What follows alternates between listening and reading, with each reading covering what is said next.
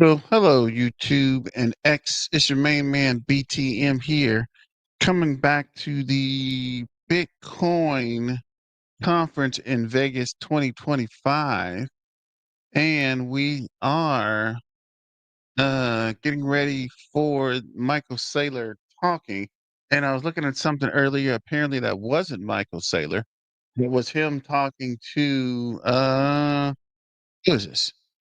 Uh, Congressman Byron Donalds. I don't even know who it is. That's weird. I guess this is the guy from Florida, but this is 19 hours ago, so this is yesterday. So this is not the keynote message, so we are still on time. But I'm not even screen sharing. I'm tripping. Sorry about that, ladies and gentlemen, boys and girls, cats and dogs. But yeah, this is the screen share. This is what I was looking at. This was from yesterday. So we might play this as well. But let's join the conference just in case he pops up while I am talking. Let's see if we get the sound, get everything else set up, just in case. Make sure you don't. This is some Nigel something. Not even sure who Fireside is with Nigel. We'll get back to it, and I'm going to grab some lunch. So thanks for joining, and let me get to the video.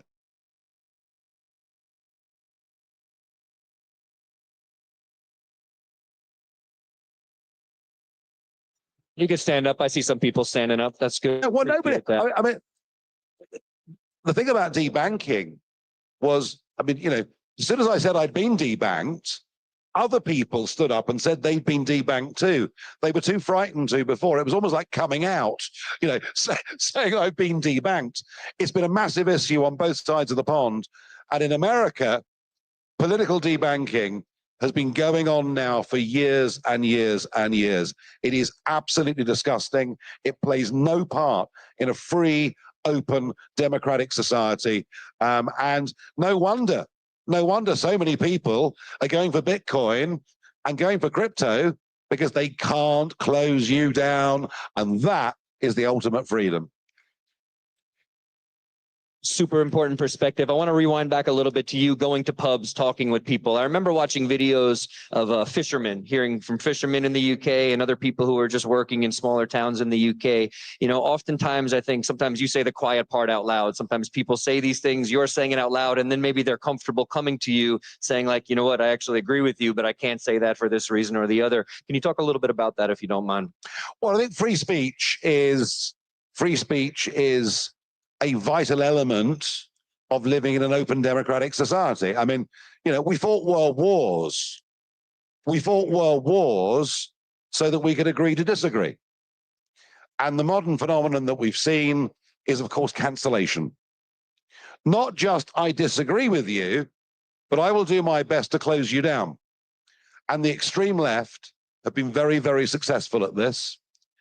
And one of the problems has been, in this country too, conservative cowardice, that so-called conservatives haven't fought against it because they don't like nasty things being said about them on X or Facebook or whatever it may be. And there is a concern in my country that we now have two-tier justice, two-tier policing, led by our Prime Minister, two-tier care. And J.D. Vance, is genuinely worried about what is happening to free speech, what is happening to liberty in the United Kingdom. And frankly, I should be able to offend you. I prefer it, actually, yeah. Well, let's get started. Let's go. No, I should be able to offend you. I should be able to say things that you don't like, that you fundamentally disagree with. But it should be my God-given birthright to be able to do that without being closed down. And we have, in the UK, a major free speech problem. And I tell you what, the silent majority know that it's wrong. The silent majority want it corrected. We have a woman called Lucy Connolly who's been given a 31-month prison sentence for saying something unpleasant on social media in the wake of the horrific murders of 3 young girls in Southport. She should not be in prison, period. And while she's in prison, we're letting out on early release people who've convicted vile sexual attacks. We've got a two-tier country. Maybe that's part of the reason why reform is doing so well in the polls right now. We've got to get back to the right values, back to the values of the forefathers that built our great countries. Amazing. And just logic in general. I think we need to embrace logic again. If you become prime minister, what will realistically... What do you mean if? That's it. I apologize. When you become prime minister, ladies and gentlemen, negative, my apologies. Who put me up here? Why'd they have me do this? Anyway. Sorry. When you become prime minister, and hopefully we're here sitting on stage 4 years from now talking about how you're the prime minister of the UK, what is realistically in your power to do when it comes to Bitcoin and crypto assets? Now, I say that because we're seeing Trump, he signed an executive order on creating a strategic Bitcoin reserve, lots of other really progressive bills being put through the House and Senate right now. There's some friction, right? Senate Democrats are stopping a lot of the bills, even for stable coins, something that would benefit the United States. I'm not as familiar with the British system of government. I will familiarize myself with more now that we have you running for president and to be prime minister in the next few years. But what is realistically in your power once you're in power? What is in my power now is to change the whole debate. And my appearance with you on stage is going to spark a massive national debate. There are many people now live watching this in the United Kingdom. I'm sure the Labour and Conservative parties will say, oh dear, why didn't we think of that? So I think in the short term, we could change at least the national argument. I made the point already that 1 in 4 youngsters already has a crypto or digital asset of, and it's important to include those as well in this whole debate. In government, you have to have a majority in the House of Commons. You have to have a majority of MPs by winning the individual districts, constituencies. And once you've done that, you have a mandate, you can pretty much do within reason what you want. So, this isn't going to happen overnight. I wish the election was sooner than 2029, but it gives us a long time to build up the activist base, what I call the People's Army. The People's Army of folk who want real fundamental change. The People's Army who say, we want politicians, not who just want to be prime minister or have a ministerial car, but actually want to affect real, genuine, radical change. And I'm a radical. I mean, I am, I'm probably the most disliked human being by the political class in Britain that has been for over 100 years. And you know what? If they hate me, but increasingly the people love me, I reckon I'm in the right place. Nigel, we're winding down. I just want to say thank you so much again for flying across the Atlantic to do this with us. But we were talking backstage about one last quite exciting announcement that you have to make. So I want to give you the floor to let the audience know what else you have.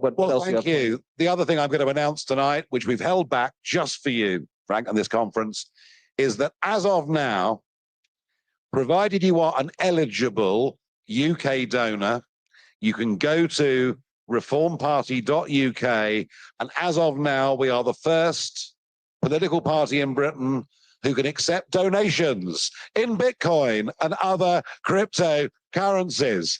So once again, we're being innovative. We're way behind you in America, but as of now, people with Bitcoin can give us money, provided they're eligible, and it's all part of what we are. And my message to the British public, my message particularly to young people, is help us to help you bring our country properly into the 21st century. Let's recognize that crypto, Bitcoin, digital assets are here to stay. And it's really funny because when I first advocated this 5 years ago, I had the Financial Times, the governor of the Bank of England, all saying the whole thing was a Ponzi scheme, you'd lose all your money. And it just goes to show the establishment nearly always, all through history, gets pretty much everything wrong. It's all about disruptors. It's all about innovators. It's all about freedom fighters. And I have to say, I might be here today before a predominantly American audience, but you know what, folks? We're all part of the same movement for individual freedom, for liberty, for being the masters of our own destiny. And I'm very, very proud and happy that you asked me to come. I've loved every minute of it. Ladies and gentlemen, we have a minute left. I think he deserves a standing applause for that time. So, Nigel, feel free to give him a last final word, but I think you said it perfectly there. I want to thank you so much for taking the time to do this with us. A complete pleasure to have you here. We look forward to doing this again, hopefully the next few years, and also when he becomes the next prime minister. I will come back. I'll come back whether I'm prime minister or not. I will come back. I'll be here. Give it in. Hold him up here. We got the champion here, Nigel Farage, ladies and gentlemen. Thank you. We have some great guests coming up on the stage. Up next, I think we have Lynn Alden, then Jack Mahlers, and then we have Michael Saylor, and then the one and only Ross Ulbricht to close it out. So everybody stay where you're seated. We'll be right back after this.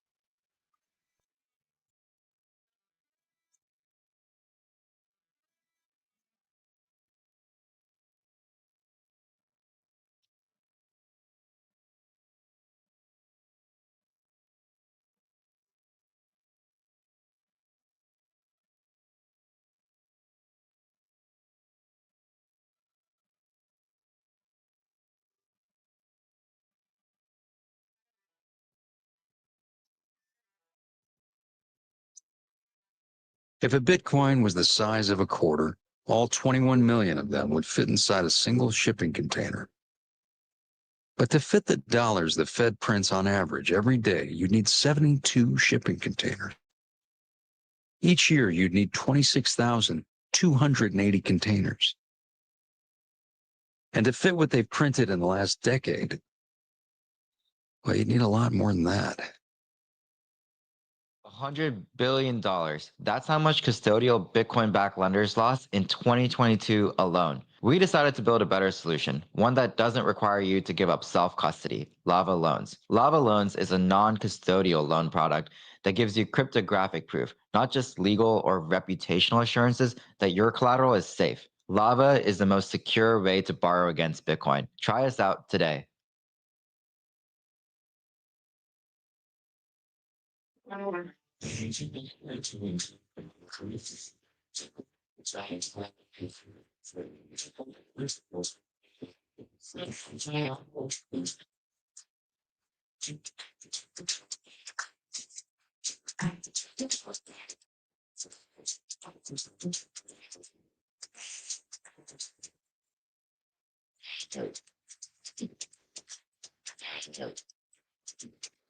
I think the new type of censorship is going to be far more intelligent, and I'm already seeing following the signs of it. The tide of free speech has turned, and it's unstoppable. At Rumble, creators are unfiltered, uncensored, undeniably bold. Powered by our own cloud, we are completely independent. Through the Rumble Advertising Center, we're rewarding authentic voices. This is where crypto creators and communities who value freedom and authenticity belong.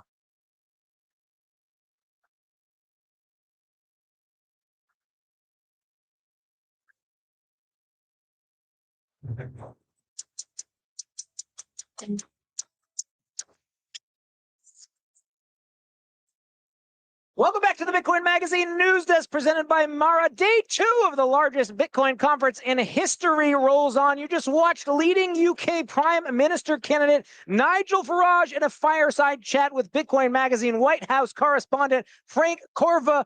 News made on the stage, Nigel Farage declaring a national debate is about to start about Bitcoin and crypto in the UK, vowing to make debanking illegal, to make it illegal to not to accept Bitcoin and crypto, pledging to launch a, quote, digital reserve and announcing that Reform UK, his party, is accepting Bitcoin. Here to break down the announcement, we've got the Bitcoin Policy Institute and its brightest minds. We've got Matt Pines, Zach Cohen, and Zach Shapiro. Zach, let's start with you. Nigel Farage coming to America, making this announcement. What message does it send? Yeah, I mean, I think, we've heard a lot of U.S. politicians here today. Haven't necessarily heard from as many politicians from, across the globe. And you hear things like this, and you have to assume that the folks in the U.S. government who are here maybe Tuesday or Wednesday are following along closely. And we talk a lot about the nation-state game theory. Matthew Pines here over here is a leader in that sort of thought leadership. It's exceedingly clear that when one country starts moving on these things, others listen and they start moving as well. So I think there's a good reason to think that this will accelerate kind of the timeline that we're seeing in the United States. Well, the UK election 4 years away still, so plenty of time, though. It should be noted that Nigel is leading in the polls. Let's get into the specific policies, though, because there were a couple of things that we haven't seen in the United States. So obviously we saw a lot of congressmen and senators or congresspeople and senators come out here on Tuesday. Making debanking illegal is really a step beyond what we've seen in the United States, where there's a lot of criticism of debanking, a lot of public admonishments of the companies that engage with it, but we haven't seen that become law. Matt, over to you and your thoughts on this policy. Yeah, I thought it was, resonant, obviously, with the times here that the weaponization of the banking system, the idea that money shouldn't be used to suppress political dissent or to conditionalize access to financial services, you would think is a fundamental sort of right in a modern democracy. It's not a left or a right issue. Somehow it's been politicized, but I think it's fundamentally more like a civil libertarian issue, and I think it's just as relevant in the UK as it is in the US, and obviously in Canada, right? They had the truckers' protests, which had a political valence, right? But the fundamental access to financial services is a basic right. And I was in Bedford, right, at our buddy Peter McCormick's conference, Cheat Code, and Liz Truss, right, obviously another senior British former prime minister, herself. She gave a real barnstormer of a speech, right, really digging into kind of the conceptual and philosophical kind of motivations, right? So a lot of this is getting attention, right, trying to get donations, right? But I think there's an undercurrent of a sense of mistrust that existing institutions have been weaponized, and that there needs to be a rebalancing, a reconfiguration of the relations between the state and society and individuals. And so I think the UK is evolving in a similar trajectory here, and each country is responding to these pressures. But I think Bitcoin represents kind of a locus for a lot of these ideas. And it just so happens that an event like this is a great spot to kind of feature those announcements. I think generate a kind of a transatlantic coalition here, right? Like these are ideas that resonate with a large part of the population. They're not traditionally, Republican or Democrat ideas, I think. And I think this is a sign of things to come. Another point, making it illegal not to accept Bitcoin and crypto. Vague wording sounds a little bit like a legal tender. Zach, we've seen a lot of countries make it expressly legal to make Bitcoin payments, some making it voluntary, and El Salvador right now has removed the legal tender status. What did you make of this? And is legal tender something that the Bitcoin movement is still pushing for? What are the thoughts? So when I think about all of the sort of policy announcements we just heard, I can't help but think the overall theme of this conference, when we've been listening to especially American politicians and policymakers, is moving from symbolism to substance. We've seen from everyone from the vice president to the mayor of New York to various members of Congress and the Senate have really interesting, specific, well thought out ideas of how to exploit Bitcoin for US policy goals, oftentimes underpinned by ideas from the Bitcoin community itself, and that's really exciting to see. I have to think that the UK is maybe a year behind that, right? The idea that you're going to force people to take Bitcoin, we saw that didn't work really well in El Salvador. The capital gains treatment for Bitcoin that's different than other assets. I'm sure there are a lot of folks here who own Bitcoin who would like to pay less capital gains, but that seems like a little bit less urgent than really some of the more specific policy ideas that we see in the United States. So I think the symbolism is really important, and it's great to see UK policymakers and policymakers from around the world want to embrace Bitcoin and start that journey of figuring out, okay, what is Bitcoin and how does it best fit into a policy framework? But I got to say, my biggest takeaway is the sort of contrast to really how far the US policy apparatus has come in the last year from when we heard more ideas like that from American politicians. Quickly, before we go back to the main stage, to the floor now, or to our panel, what significance is that this is coming from Europe? Obviously, the Britain is no longer part of the European Union, but Europe seen as a laggard when it comes to progressive Bitcoin and crypto policy? Well, I think Europe is probably not going to make it, but the UK has a chance. Any further thoughts? Yeah, there's a pretty interesting speech earlier this year from our vice president where he sort of scolded the EU about taking sort of a safetyist approach to AI and really looking more at risk than at opportunity. And if you look at the way that Europe in general is regulating technology, a great example is the GDPR, which is their data privacy laws that make it really hard for US tech companies to do business there. They just don't have the same spirit of innovation, and they have more of a culture of sort of top-down control that we are more reflexively skeptical to in the United States. And so if Europe is going to make it, I really think it will come from the technology itself. It'll be something like the proliferation of Bitcoin and stablecoins that allow people to actually be their own bank and act in a permissionless way, in contrast to top-down government policy that will pave the way for more sort of civil liberty-minded. Of course, day two winding down, but the big announcement still coming. You just heard Nigel Farage. You'll still see 21 CEO Jack Mallers, strategy chairman Michael Saylor, and it all leads to the grand finale, the first ever conference appearance for Silk Road founder and presidential pardonee Ross Ulbricht. We'll be right back after this. Stay tuned on X, Rumble, and YouTube.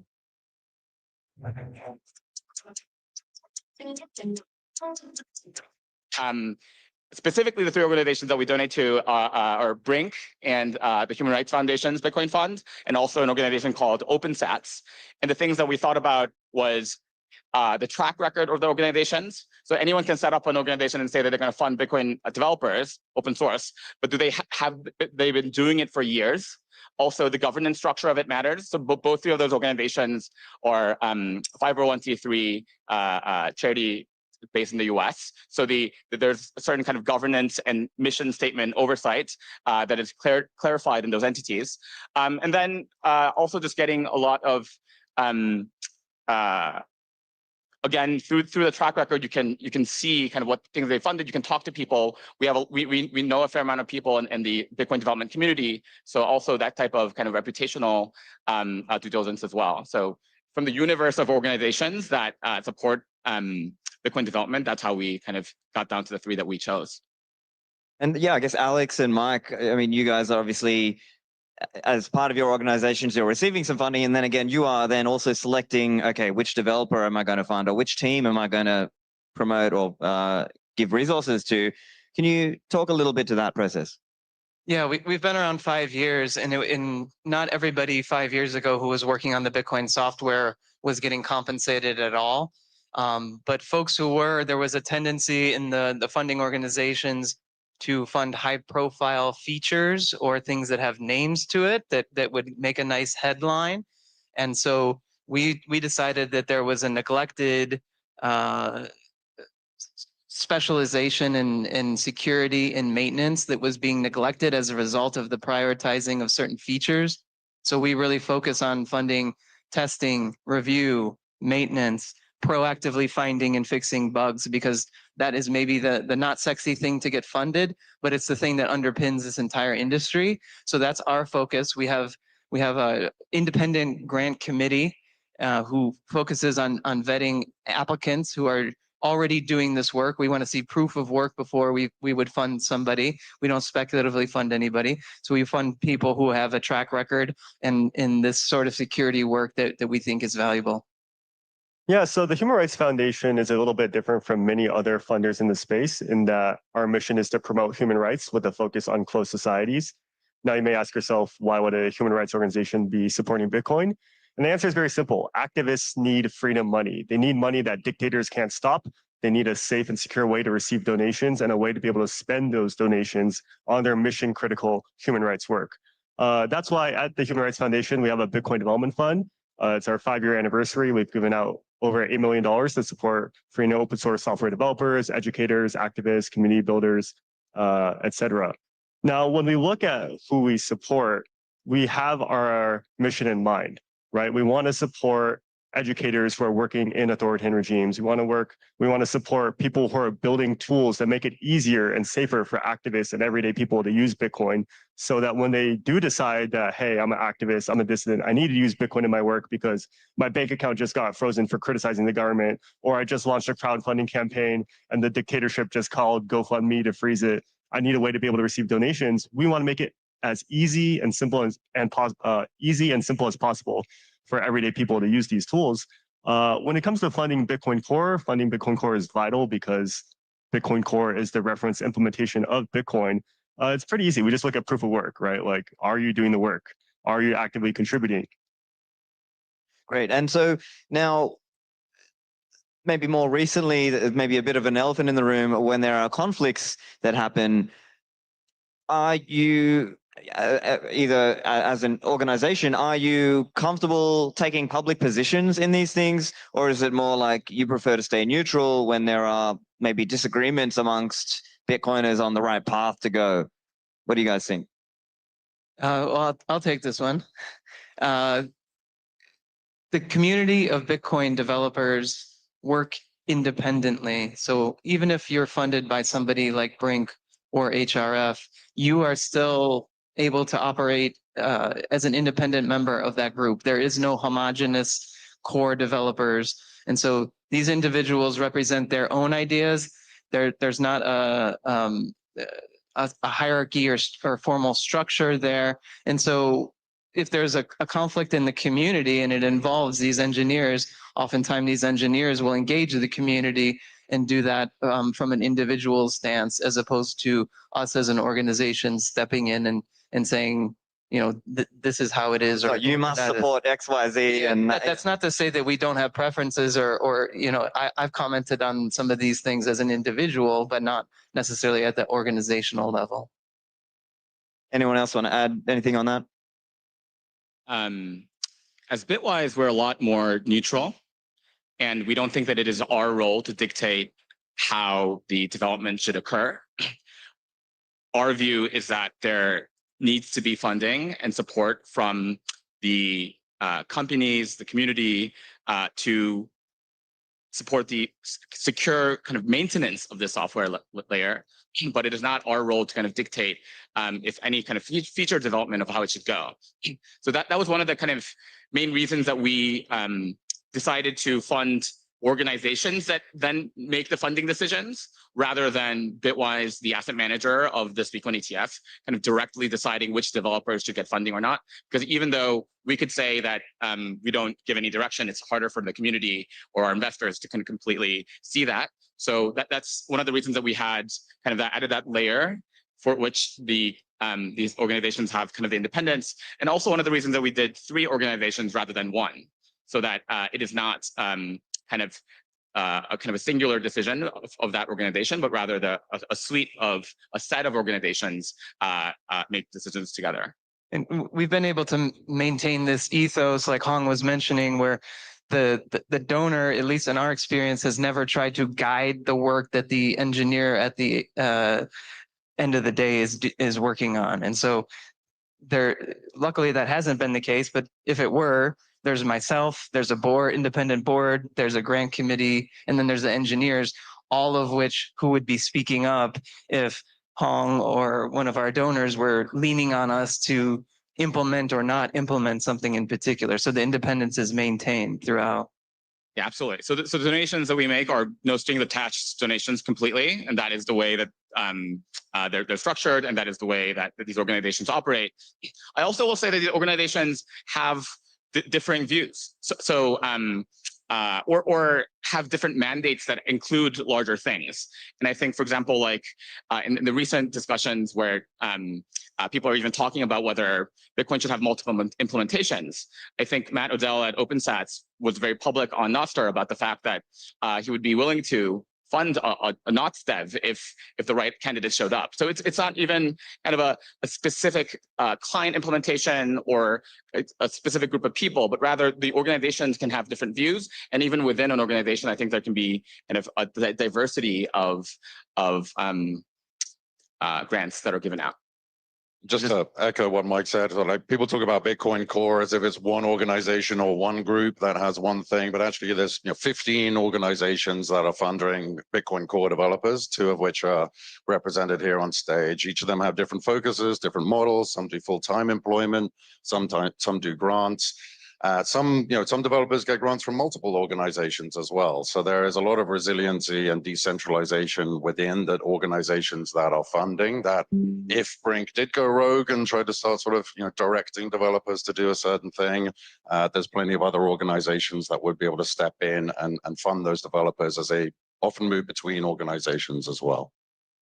To chime in and quickly echo Mike's comments, yeah, at HRF, we support free and open source software developers. It's not about your political opinions. It's about doing the work. Are you coding? Are you on GitHub?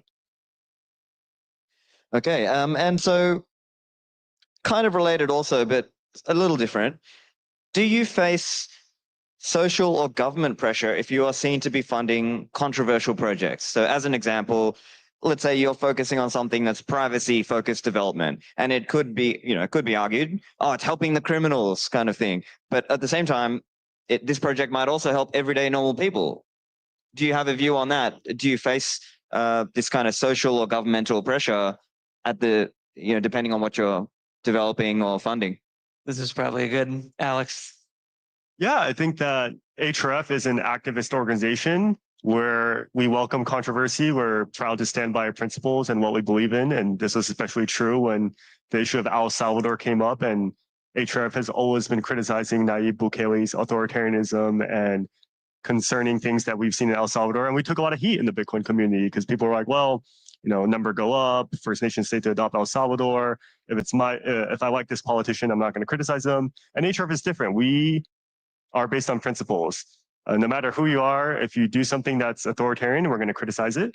No matter how much money you have or what your position is. And yeah, we faced a lot of pressure from a lot of people criticizing us online, like, oh, why are you criticizing so-and-so? Or why are you pointing this, and this? Isn't everything so great? And that's what it means to be an organization that stands by your charter and stands by your principles. But yeah, we don't cave to pressure, and we will continue to stand by that. And to be fair, it's also probably also fair to say that if you're trying to improve Bitcoin generally, that may also make Bitcoin quote unquote better for so-called, for bad people. And, as an example, maybe it comes up even in like spamming debates as well of like, is this going to make it easier for the spammers? But also, is it going to make it more efficient for genuine monetary users? So I guess there's a, it's not so easy to sort of say, oh, that's a good upgrade and a bad upgrade or a bad direction for development. Anything to add there or no? I guess what I would say is Brink hasn't been involved with anything where a government has said anything, but because this is voluntary and we're all choosing to participate in this in some way or another, and there's no centralized entity telling us what to do or not do, the levers of feedback are left to social and financial, right? We have no revenues, so it's up to us to show value to the community and for them to decide that they want to support that value. And it's up to the community to voice their concerns as well as support. And to add another quick comment, governments change all the time, but what doesn't change is activists and their need for effective tools like privacy on the Bitcoin blockchain. So HRF is always proud to support privacy-preserving technologies like PayJoin, silent payments, the Lightning Network, and no matter what, we'll continue doing that. Yeah, and to be clear, I am a fan of PayJoin, and I think it's great. Now, let's talk a little bit about the level of funding, right? Because Bitcoin itself is a $2 trillion asset, as people talk about, and you could argue that the actual number of developers or the level of funding is maybe a bit small relative to the size of Bitcoin. But I'm curious, do you have a take? What is an appropriate level of funding? What is an appropriate level of resources here? Yeah, we published a report on this recently last October covering all these organizations, and we estimated in 2023, which was the latest that we could get the sort of most of the data for, that the total amount of money going to Bitcoin core development was about $8.3 million. So that is a pretty small software company's technology budget. That is for a $2.2 trillion asset, a very, very, very small amount of money going to around 40 to 45 sort of actively working developers today. So that number isn't going to double or quadruple overnight. But I think from talking to most of the people in the community, another sort of 10 developers per year coming into the space being fully funded would be a goal that is achievable and valuable to scale up and get more developers funded working on Bitcoin. But overall, that $8.3 million number is not a large number, and the concentration of the source of that funding is also a bit of a concern or area of centralization. So Jack Dorsey, funds a lot of Bitcoin development, donates to a lot of these organizations, and that's phenomenal. But these three of these organizations are either 100% or over 90% funded by just Jack or Jack and Jay-Z. So that's a large amount of concentration risk on a single individual. So we need more high net worth individuals, more companies like Bitwise who have set a great example of doing revenue shares, of donating to these organizations to decentralize and distribute that concentration of the source of funding as well. I think we've seen hockey stick metrics for Bitcoin over the last few years. The price is exponential. Number of users, businesses, financial products are all hockey sticks. And we've seen basically a flat line of core contributors. And I know that's something that we're working on, bringing the ability to onboard new engineers and in smooth ways, but some of that is also funding, right? If there's only $8 million around, there's only so many engineers you can fund. Now, I don't think we're looking for hockey stick level core development involvement, but I think we can do better. This was a nights and weekends project for people for the first several years of Bitcoin's existence. But I think we have nation states adopting, we have presidents speaking at Bitcoin conferences, and we have strategic reserves. I think we're out of the ragtag nights and weekends version of this project, and we need to get more contributions to further more development. Gotcha. Okay, so we've only got 3 minutes left, so let's have the last, your last, take 45 seconds each or so. Let's say in your mind, what's a high priority that needs more development funding? What things are there out there that you see as high priority? Can I just start by saying, I think when people talk about this topic of developer funding, this is usually what people think about. It's what are new features are these developers working on? And actually, 80-90% of all, we talked about that there's 40 full-time people working on this. Most of what they spend their time on is not new features. And that is, to your prior question, I think we need more funding. And I'm very proud that Bitwise adds that funding and that we do our part. Because, for example, Michael Saylor, who is the longest core maintainer, what do you think he does? He's worked on over a decade on the core, and all he does every day is making sure that the code base builds on every operating system, every compiler. Just the person, Michael just makes sure that the thing works. And do we have a backup for Michael? Does Michael have an apprentice that he's been doing this for 13 years? What is Michael getting paid? Is it enough for him to do this for another 10 years? We're not talking about Google engineer salaries. We're talking about 100K, 200. These are new grad salaries that we're paying world-class people to do the hardest job of getting all of the sorts of hate. And I think we're often looking at it from they're trying to attack Bitcoin perspective, but that's just not the reality that I think is true. So yes, there could be other features of Bitcoin that we could talk about, but I think in this core developer funding conversation, I think we're talking about how can we kind of continue the secure maintenance of the network and protocol that we depend upon. Real quick, I think that one really underappreciated part of Bitcoin development is design, ensuring that we have beautiful and easy to use wallets, apps, products, etc. So we need to support more Bitcoin design. And real quick, the t-shirt I'm wearing today, this is a Whirlpool CoinJoin transaction. And right now we have free and open source developers who are facing prison and sitting behind bars for developing free and open source privacy self-custodial tools. That's ridiculous. We need a free samurai and support free and open source software development.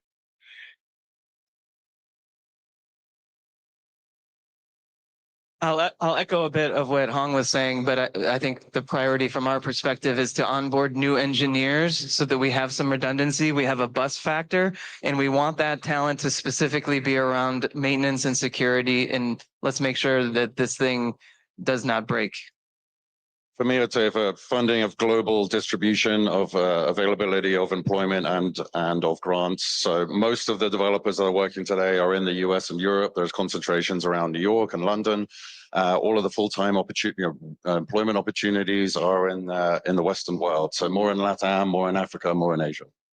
Excellent. Well, that's all we have time for. So everybody, please put your hands together for our panelists, Dan, Mike, Alex, and Hong. Thank you.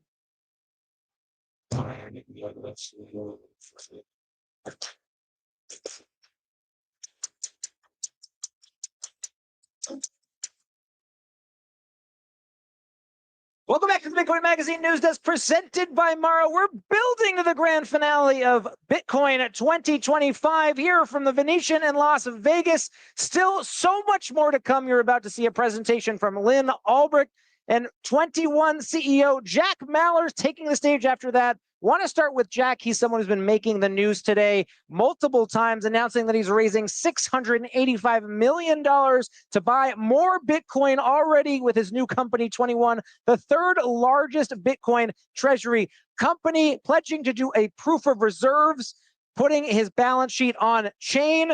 And here to break it down, we've got an all-star panel. We've got Matt Cole, Strive CEO, Pierre Richard, Bitcoin for Treasury's podcast host, and Frank Corva, senior White House correspondent for Bitcoin Magazine. So, Pierre, let's start with Jack. His company, 21, has burst onto the scene, already the third largest Bitcoin treasury, announcing more buys. What's your take on Jack and his success so far?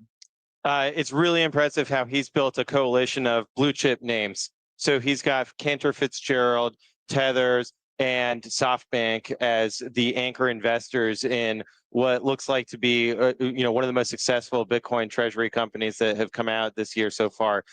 So very excited for what he's building. And I've known Jack for a very long time. I was in the trenches with him building Lightning related products. And so I'm really excited to see this evolution, and that I think he's going to kill it. He understands Bitcoin. He's dedicated to it. Well, there's a build-up anticipation here. The people want this to be a matchup, a battle royale between Jack Mallers and Michael Saylor. Of course, Michael Saylor, 600,000 Bitcoin. He's approaching it fast.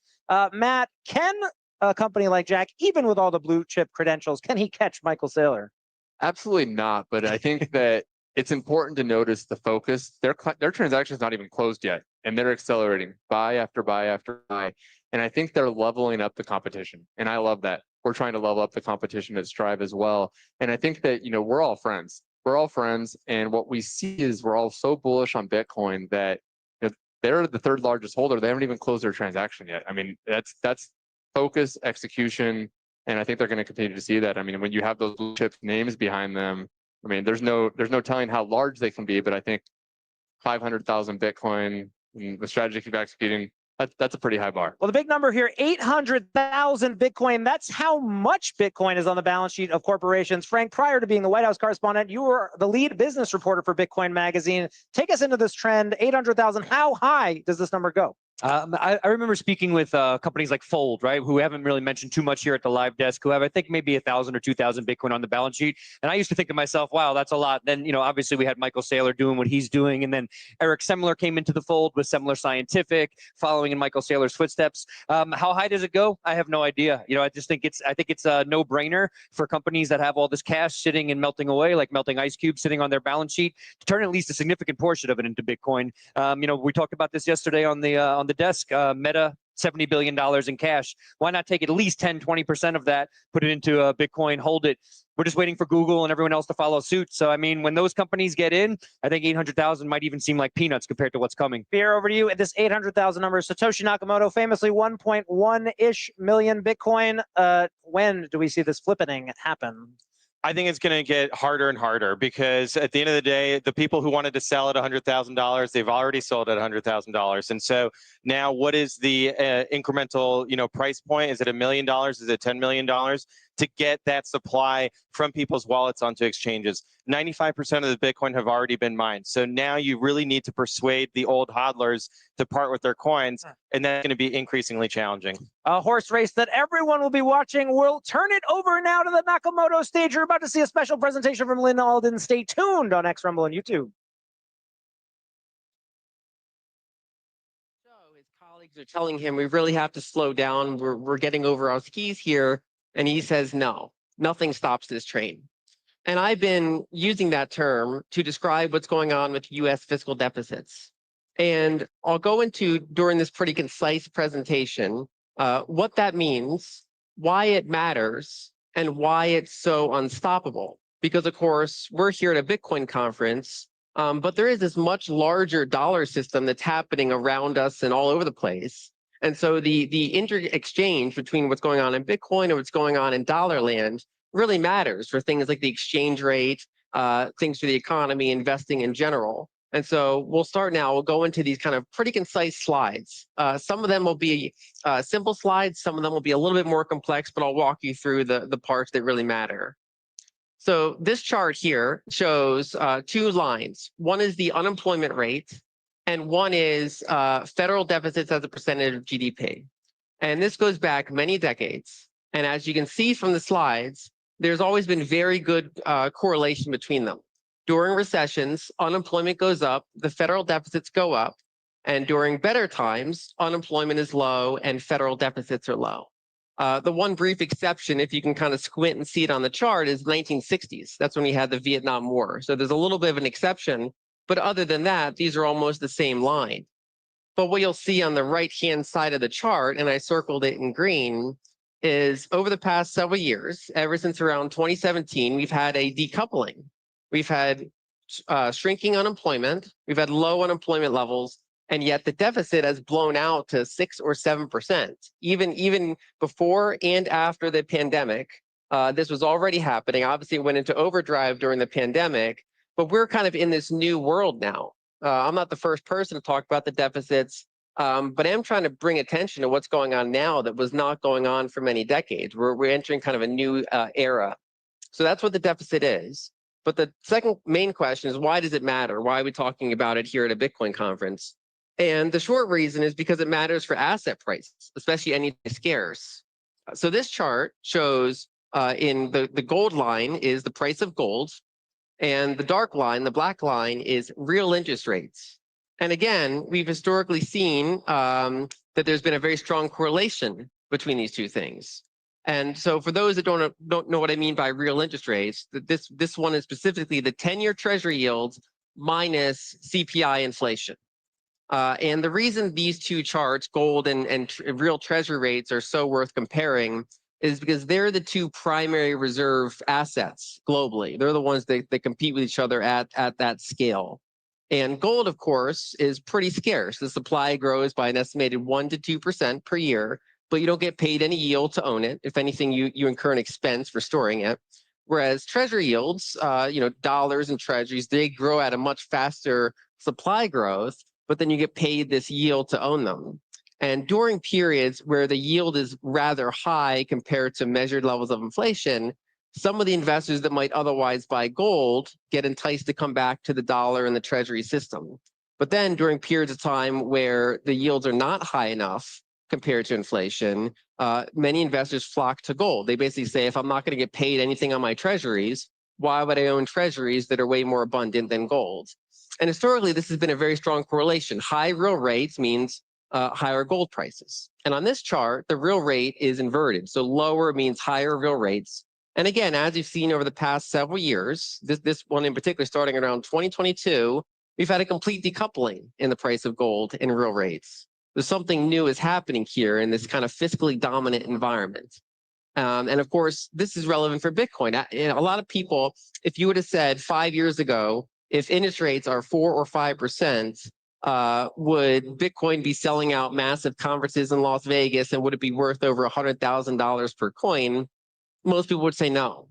In fact, many critics kept saying that it's just a zero rate phenomenon. It's some bubble that's going to go away as soon as the Fed gets any sort of hawkish in them. But what we've seen over the past several years is the Fed got about as hawkish as they could get. They even broke some banks in the process. And yet gold and Bitcoin both soared anyway because something changed.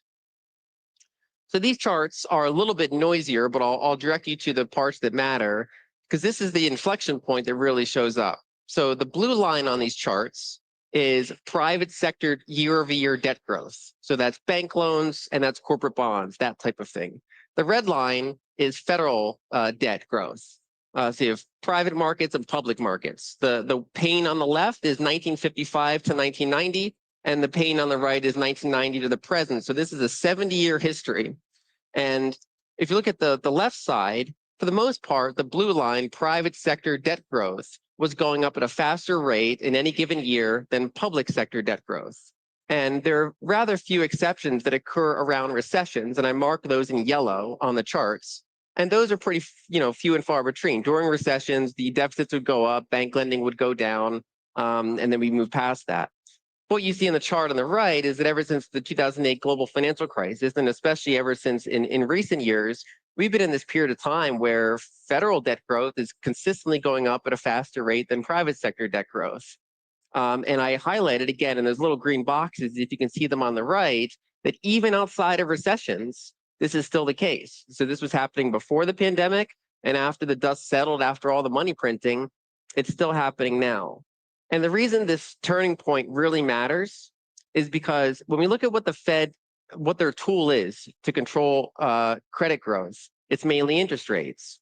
If they want to slow down the economy, slow down credit growth, and try to slow down inflation, they jack up interest rates to try to make borrowing less attractive. On the other hand, if they want to accelerate things, they tend to lower interest rates. The problem is that, many decades ago, when federal debt was low and most of the money creation was coming from private sector, whenever they raised interest rates, they would slow credit growth. They would slow the private sector faster than they would blow out fiscal deficits. The problem now is that now that they have over 100% of GDP, which only happened in recent years, when they raise interest rates, they ironically increase the federal deficit at a faster pace than they slow down private sector credit growth.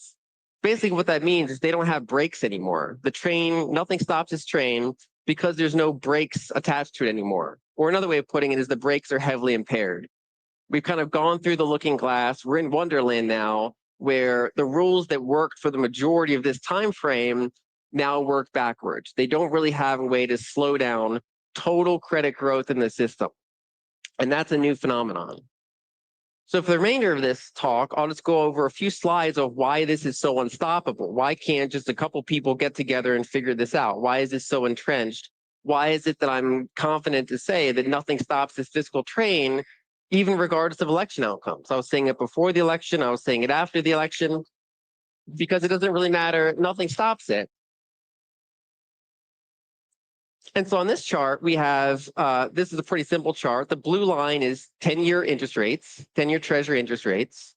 And the red line, we have debt to GDP, federal debt to GDP. And, back in the 1980s, you had very low debt levels and you had very high interest rates. And we've gone on this 4 to 5 year decade journey of ever higher debt levels, but it's been offset by this structurally declining interest rate.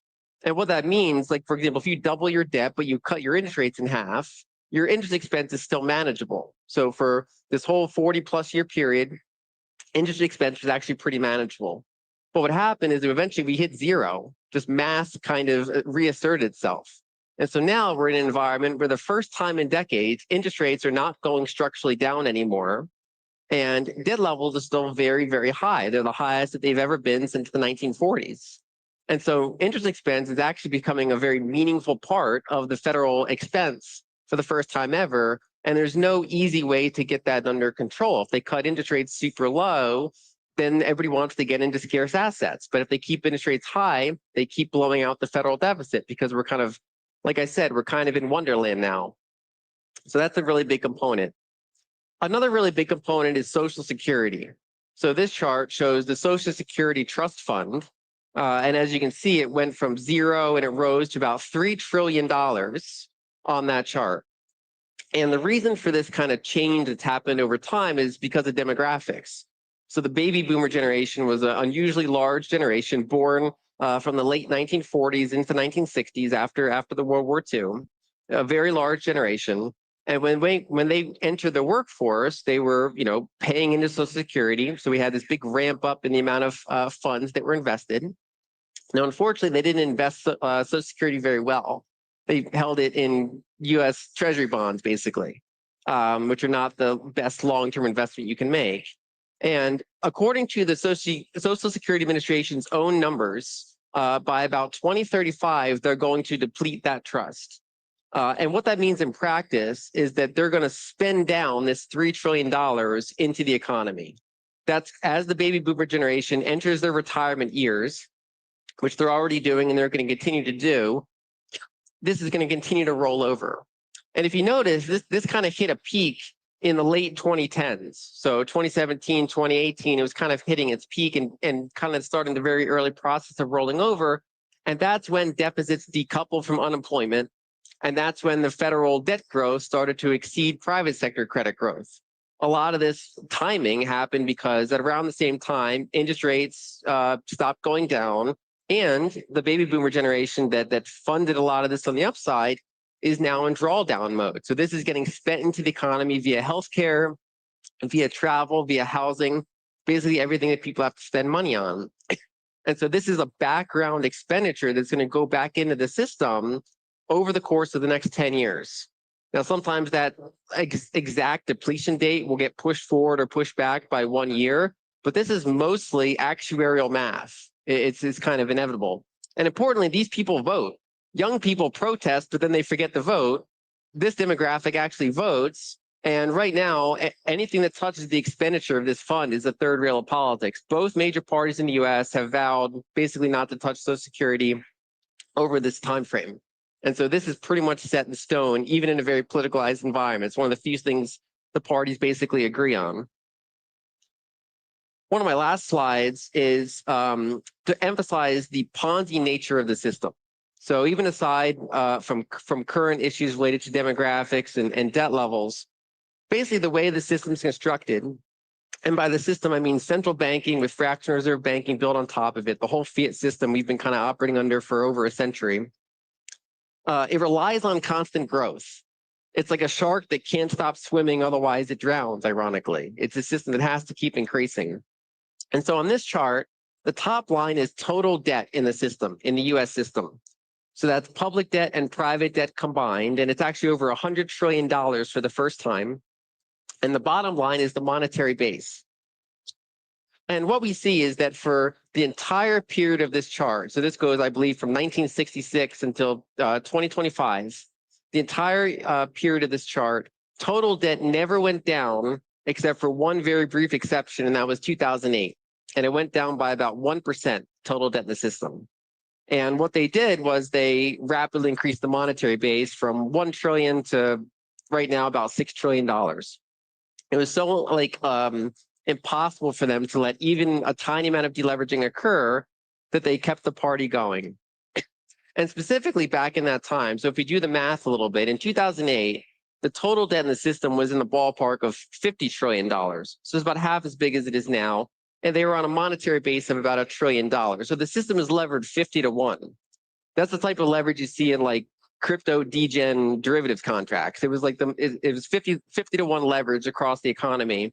And specifically, they hit zero interest rates. So they couldn't keep propping up the private sector debt bubble. And instead, they rotated to the federal level. And so that kind of shows how sensitive the system is. As you've kind of gone forward, we're now more in the public sector debt growth. I actually looked at the data that goes back even longer than this chart, going back about 110 years. And there were only 4 other years where the total debt level ever went down nominally. And that was during the Great Depression. So 1930 through 1934 was the only other period beside 2008 on the chart where it went down. So 5 years out of over 110 years of data is their tolerance level for ever letting that Ponzi unravel. And that's just kind of the system. That's the math that we find ourselves operating in. And that's the big contrast that we have to Bitcoin. So for my last slide, we don't have to focus on the details here, but just by looking at the shape of these charts, these are century-long charts. And so my main point with these charts is we've actually seen this story before. We've gone through something like what we're going through now in the US one time in the past, and that was around the 1940s. So the reason that debt growth is so smooth historically is because when they do finally run into something that actually challenges it, they rotate the whole system around, and we're going through it for the second time. So basically you have a private debt bubble buildup, and then you hit zero interest rates. So you can't keep adding more and more on to the accelerating private debt growth. And then what happens is you find yourself levered 50 to 1, and you start to unravel. And how do you unravel a system that's levered 50 to 1? The short answer is you don't. You just print more base units, is how they always handle. So what that happens, they switch over to federal debt growth, and they switch over to running massive federal deficits, so that even as private sector debt levels eventually kind of mellow out for a period of time, it keeps growing on the public side. And that tends to be more inflationary, and that tends to be more persistent. Because as we get to the point that I mentioned before, when the Fed raises interest rates to try to slow any of this down, they blow out the federal deficit at a faster rate than they slow down bank growth. So basically, we're completely off the tracks now. And notice nothing I said is anything about Weimar, nothing's about hyperinflation. It's all about basically long-term, unceasing 7% deficit growth. We're not talking about 70% deficits of GDP. We're talking about 7%, but it's every single year like clockwork. It's the relentlessness of it that matters. And so as we go forward, this is the system that Bitcoin's going to exist in. And if you kind of summarize this whole talk, all these charts, all these points, there's two main reasons why nothing stops this train. One is math. The way that they've constructed the Ponzi system that I've talked about before, the way that it has to always continue growing to ever not start deleveraging in the crazy way that it would. So that's the system that they've built. And two, the second reason is human nature. None of us want to pay higher taxes. People that are on the receiving side of deficits never want to cut them. Virtually no politician is ever incentivized enough to actually cut deficits during their term. And basically, this represents a flexible ledger. This is the ledger that we all kind of work with in the US and globally. And because it's a flexible ledger, they can always create more units. And therefore, that's the error correction that they keep falling back on over and over again. And that's what contrasts with Bitcoin. Bitcoin is, the complete opposite of this system in many ways. It's the mirror of the system. Instead of ever increasing units, and indeed ever increasing units that can't even slow down, Bitcoin is absolute scarcity. And instead of opaqueness, it's transparent. And instead of the error correction being able to just print more units, the error correction that happens in Bitcoin is deleveraging can happen, but you can never go after the unit itself. So basically, nothing stops this train.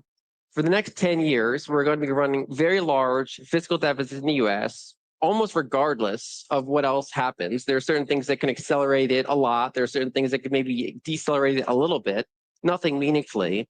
And so the one way to protect yourself from that situation is to own the highest quality scarce assets. And of course, the one we all like here is Bitcoin. Thank you.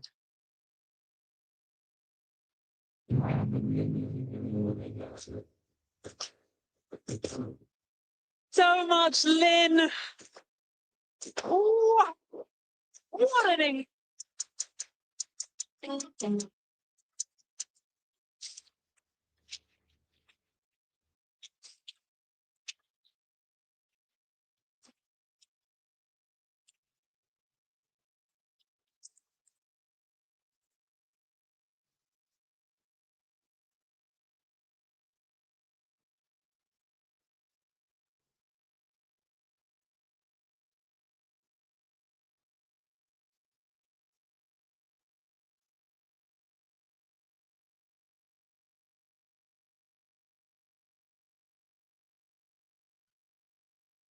What is the key to progress?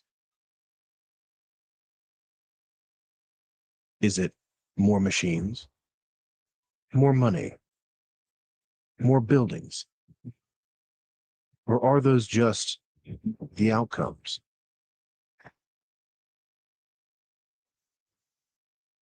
What if progress relies on having purpose?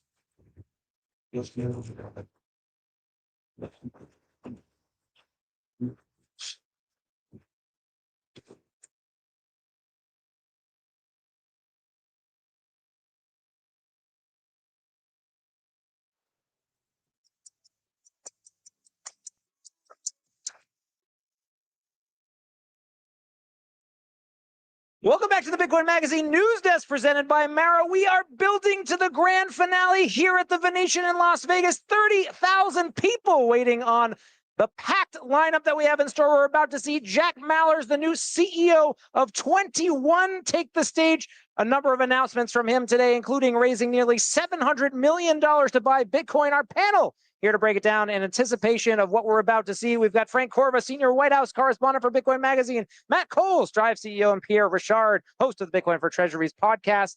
So we're about to categorize the talk that we're about to see from Jack. And I would say this might be a symptom of a larger trend in the industry, this Saylor mania. Michael Saylor, of course, coming out with strategy, buying nearly 600,000 Bitcoin. Pierre, he's almost become the Warren Buffett of Bitcoin. Is that a fair comparison? I think it is a fair comparison. And I think what it has to do is his incredible ability to communicate with the public. So over the past 5 years, Saylor has evangelized Bitcoin and MicroStrategy's strategy to the public on every podcast. No podcast too small for him to go. And he authentically answers the questions that are asked to him. And, you know, it's not just like some mechanical robot CEO. So his vision for Bitcoin and his ways of explaining it with all the engineering metaphors that he applies to it have brought together not only institutional investors, but really a broad array of retail investors. And he, through his disciplined approach to Bitcoin accumulation, has created a tremendous amount of value for a lot of retail investors who are here today at Bitcoin 2025 in Las Vegas and who are really excited about what Saylor's done for their lives. Well, I think the interesting thing about Jack is we primarily know him as a technologist, right? Now we're seeing top technologists in the industry follow in Michael Saylor's footsteps. Matt, over to you. Your thoughts that Jack might be the first of many to make this transition over to this new narrative. Yeah, I mean, he definitely is, and we're doing the same thing. And why? Why is Saylor such a leader in this? And I mean, you go back to just a few weeks ago, Strategy World, and what you're seeing there is the beginnings of a movement of Bitcoin treasury companies. And it's not a competitive movement. It's a movement of people that are Bitcoiners that see the problem of the debt crisis and are actually choosing to set their companies up for long run success. And I think the analogy of the Warren Buffett is a great analogy, because you think about the annual conference of Berkshire Hathaway filling up arenas. And I just say, when you see the energy live, I mean, you see the energy live at the Bitcoin conference, how big it is. I think Strategy World in the next couple of years is going to be moving to arena, because that's the power of the movement, and it's a movement that will have many corporations in it. And we're about to see Michael Saylor take the stage later. Stay tuned for that keynote. Frank, over to you. You've seen Michael Saylor at conferences, and you've watched the reaction change over time. It has reached a fever pitch. Can you describe what it is like, the reactions that you see from the public? Yeah, I think it's important. I just want to go back to what you were actually saying about messaging, right? This is essential. I think Pierre mentioned it as well. Messaging is really essential. Saylor, I think he said this to me personally. It was last year's Bitcoin for Corporations event that he hosted. And he just said, we're not here to sort of try to time the market perfectly, right? We're here to say, like, we have a thesis, we have conviction, and we're moving forward come hell or high water. And that's what he does. And also, to give credit to Jack Mallers, it's the same thing. When you watch Michael Saylor or Jack Mallers on stage, as we're about to watch both, one after the other, there's no I'm thinking twice about this, right? It's just we're charging full steam ahead, fully bullish all the time. I mean, Jack puts it best. He says, what Bitcoin bear market? We've been essentially in a long-term 16-year uptrend in Bitcoin with a few pullbacks along the way. That sort of conviction, it can't be taught. And, the sort of pizzazz that they have on stage, again, it's a part of who they are. It's innate, and it attracts the investors for sure. Final thoughts, Pierre. Jack Mallers, famous for the presentation in which he announced El Salvador adopting Bitcoin. That was when he was on Bitcoin for Payments, advancing that narrative, advancing Lightning. What does it say that Jack is on stage in this way at this conference? I think that, first of all, he's going to continue to execute on Strike, his Lightning Payments company. I think that they've had tremendous growth. So I don't think that we should discount the payments narrative. I think that's still going strong. We just saw Steak and Shake announce that they're taking Lightning. We saw the other Jack. All right, sorry, we got to go to the main stage. We'll be back with more of the panel. Jack Mallers about to take the stage. Stay with us.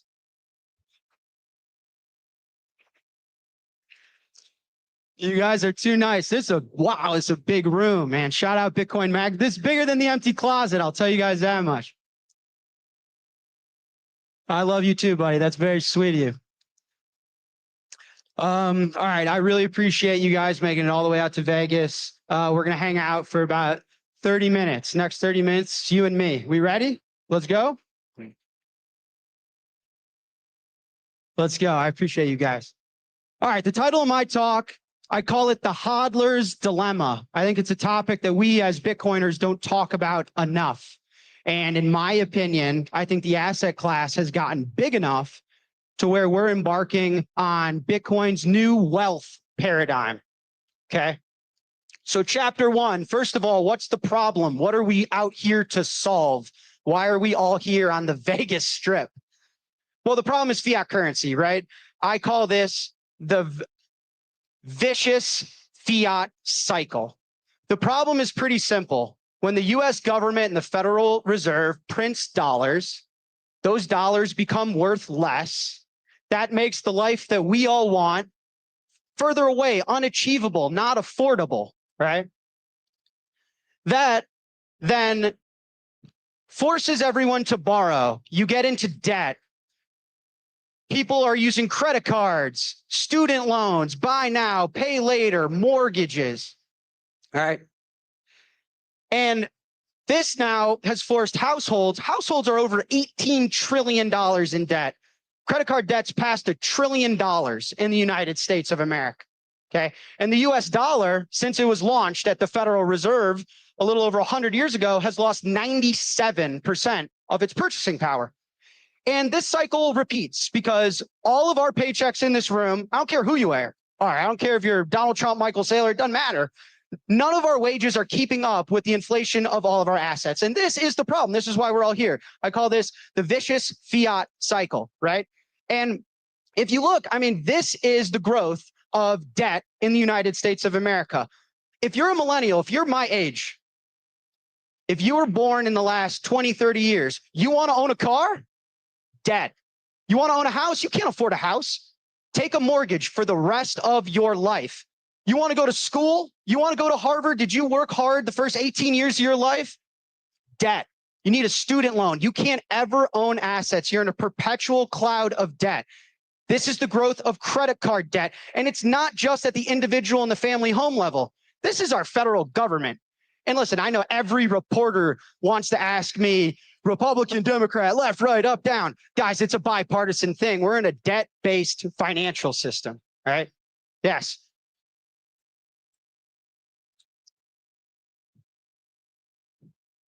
This is a chart. What shitcoin do you guys think this is? This is the US dollar. The best time to go to Whole Foods and buy eggs with your dollars was 1913. Every other time after that, you're getting screwed, right? Okay, now this is a little bit more interesting. Check this out. So the US dollar, we divorced from the gold standard in 1971. So I'm no artist, but I'm trying my best. That's where my arrow is pointing down on this slide. So you can see once we started to print money, right? And we're divorcing ourselves from the physical realities of Mother Nature. It's really benefited the top 1%. The rich have gotten a lot richer, and the rest 90% of us, we're the ones that have stagnated income, or now it's declining, right? Check this out. This is these red and green lines. These are the prices of a median house in New York and Boston. They're just getting more expensive. The bottom two lines, the gray and the pink, that's our income. We're not getting paid anymore, but the life around us is getting more expensive. Here's another one. How long does it take to save for a house? Well, while we were on the gold standard, it was a few years. Off the gold standard, it's a decade, right? This is my favorite. Okay, debt to go to Harvard. Okay, debt to get a house. Okay, debt to own a car. Debt to watch Justin Bieber? Debt to get a chicken sandwich? This is the problem with fiat currency. They print it. It becomes worth less. Our lives suck and get worse. We get in debt. We never escape it. We are slaves to the system. It is our burden to carry, right? I believe that the banking institutions are more dangerous to our liberties than standing armies. If the American people ever allow private banks to control the issue of their currency, the banks will deprive the people of all their property until their children wake up homeless on the continent their fathers conquered. Thomas Jefferson.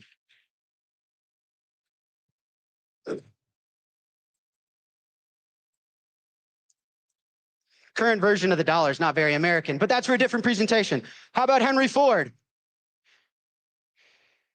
It is well enough that people do not understand our banking and monetary system. For if they did, I believe they would adopt Bitcoin before tomorrow morning. He said that, I swear, I was there. I was there. Okay, so what's the solution? I know a lot of you guys know some of this stuff.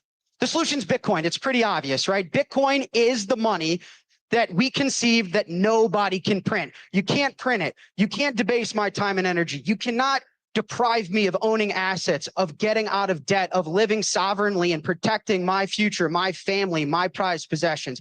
Bitcoin is what we invented to do that. And so on the left here, that's about every single property that you could ever want in a money, right? And let's look at the report card. I know I'm a college dropout, but let's check this report card. Gold. I mean, gold's like a passing C. It does some stuff well, other stuff not. Fiat also kind of passing. It's a little worse student than gold. Bitcoin, straight A's, baby. Straight A's. It's fungible. It's portable. It's durable. It's divisible. You can't print it. It's programmable. People don't understand. Bitcoin's going to be getting better forever because the story of humanity is engineering a better world. And this is technology, right? This is technology. Okay, let's look at the scoreboard. That was the report card. Let's look at the scoreboard. Yeah, we're kicking ass and taking names. I mean, Bitcoin's the best performing asset in human history. This is compound annual growth rate, okay? So what's the average annual return of Bitcoin? You want to look at it on a 1 year basis? They say, no, that's bias. It went up that last 1 year. Okay, fine. What do you want? 2 year, 3 year, 4 year, 5 year? Say, what time frame do you want to understand that Bitcoin is the solution to all 8 billion people's problem? You say, okay, yeah, but everything performs well against the dollar. My gym shoes are going to go up in dollar terms by next year. This hoodie, this screen, this clicker. Okay, but what about Bitcoin priced in oil, which is energy, right?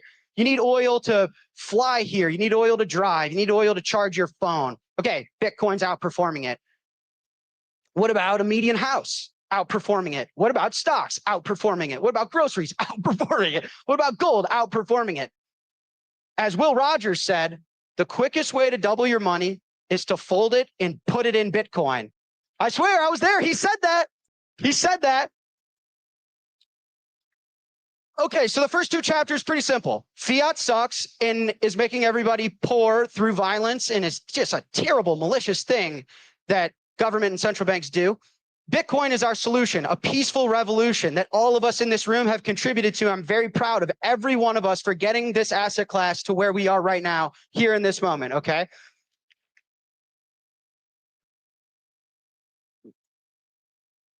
But what I don't think we talk about enough is what I call the hodler's dilemma, okay? My girlfriend is I see her. My girlfriend is here. I was practicing. I was giving her my presentation. I was asking for some feedback. And she said, hey, I'm a little embarrassed. But where did HODL come from? Why isn't it just hold? I heard on CNBC, they said it stands for hold on for dear life. No, that's not necessarily correct. A little Bitcoin history for you guys. HODL comes from a Bitcoin talk post in 2013. My speaker notes here are a little too small for me to read it, so I'm going to turn around. Sorry. Oh, I actually didn't mean to do that, but I got the HODL message on my back. Here, check this out.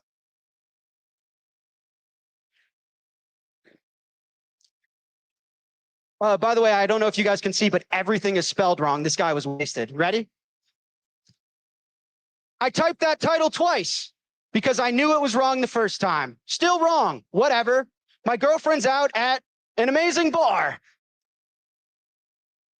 Bitcoin's crashing, but why am I hodling?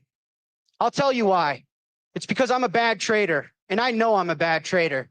Yeah, you good traders can spot the highs and the lows, pit, path, piffy, wing, wong, wang, and just like that, make $1 million. Sure, no problem, bro. Likewise, the weak hands are like, oh no, it's going down, I'm gonna sell. He, and then they're like, oh my God, my behind. When the smart traders who know what the hell they're doing buy back in. But you know what? I'm not part of that group. When the traders buy back in, I'm already part of the market. So guess who you're cheating, day traders? Not me. Those taunt threads saying, oh yeah, you should have sold. Yeah, no shit. No shit, I should have sold. I should have sold moments before every sell, and I should have bought moments before every buy. But you know what? Not everybody is as cool as you. You only sell in a bear market if you are a good trader or an illusion noob. The people in between, we hold. In a zero-sum game, such as Bitcoin, traders can only make money on you if you sell. So I've had some whiskey. Actually, on the bottle, it's spelled whiskey. Whatever. Sue me, but only if it's payable in Bitcoin. Now, yeah. That's a little history. I hope CNBC is out here in the crowd. You guys, that's the origin of HODL. It's a meme. The meme is very powerful, though, is that what if we had the scarcest, hardest money in human history? Would it be just as simple as working hard and saving it and never selling? You don't need to be a trader. You don't need to study Japanese central bank monetary policy. You just got to HODL. And that meme has taken us so far to where this is what who is now our current president of the United States said at this conference last year. What was in Bitcoin, or 1% of the total supply that will ever exist. But for too long, our government has violated the cardinal rule that every Bitcoiner knows by heart. Never sell your Bitcoin, right?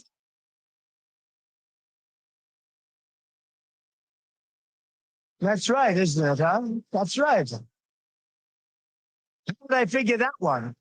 Never sell your Bitcoin. And so is the final part of my plan today. I am announcing that if I am elected, it will be the policy of my administration, United States of America, to keep 100% of all the Bitcoin the U.S. government currently holds or acquires into the future. We'll keep 100%. I hope you do well, please.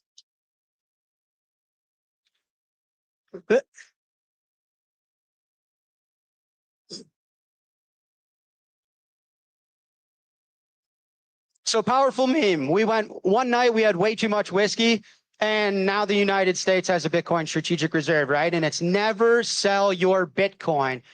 And to be honest, it's kind of simple. Like, let me ask you guys a question. How much of the money that only goes down, it's never done anything besides go down, how much of that would you want to own?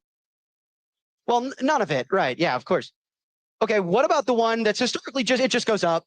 If you just hold it and you don't trade it, it just goes up. How much of that would you want to own? Well, probably as much as I possibly could, right? And so this was me.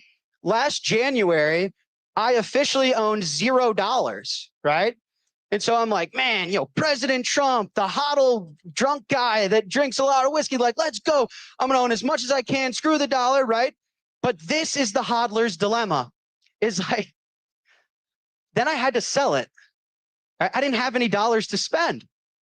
So some of you in the audience that troll me on Twitter, you're like, bro, I thought you were one of us. You're selling Bitcoin? I'm like, dude, what do you want me to starve myself to death? I had to.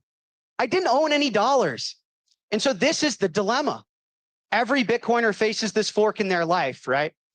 Because the reality is this, guys, money is a means. It's not an end, right?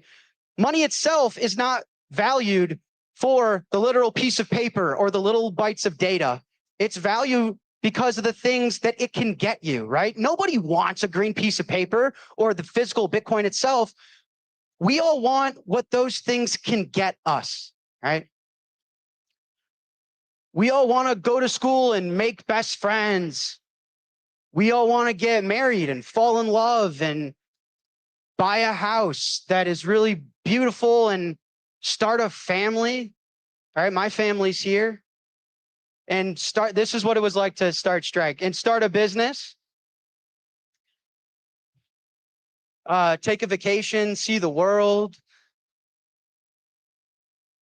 Just like do stuff, right? Be adventurous, right? You have to live your life. Now, I've met a lot of people in my 31 years on this planet. I've had a hell of a career so far. I've never met the man that has 10,000 Bitcoin, but is homeless, starving, and sick. Never. I've always met the guy that would sell a little bit to live his life. And that's the dilemma. All right. Have you guys ever heard this folktale, The Miser and His Gold? Have you ever heard this folktale? So the miser and his gold, the miser had buried his gold in a secret place in his garden. Okay. Every day he went to that spot, he dug up the treasure of gold and he counted it piece by piece just to make sure it was all there. He made so many trips back and forth that a thief recognized what he was doing, guessed there was value there, and one night quietly dug up the treasure and made off with the gold. Okay. When the miser discovered that he had lost his gold, he was overcome with grief and despair. He groaned and cried and tore his hair. A passerby heard his cries and asked what had happened. "My gold! Oh, my gold!" cried the miser wildly. "Someone robbed me." "Your gold? In that hole? Why would you put the gold there? Why did you not keep it safe in your house where you could easily spend it if you needed to spend it?" And the miser screamed, "By golly, I would never spend my gold. I couldn't think of spending it." And the stranger picked up a large rock and he put it in the hole.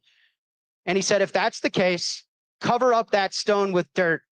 It's worth just as much as the treasure that you are going to stare at for the rest of your life." All right.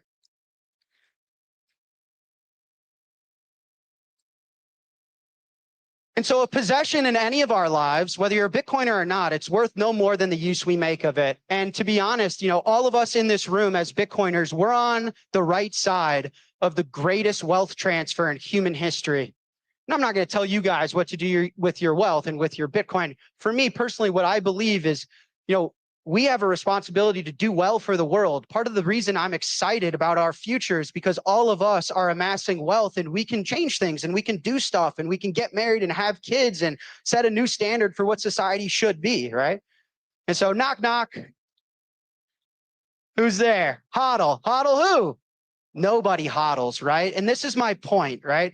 Steve Jobs, remember that you are going to die is the best way I know to avoid the trap of thinking that you have Bitcoin to lose.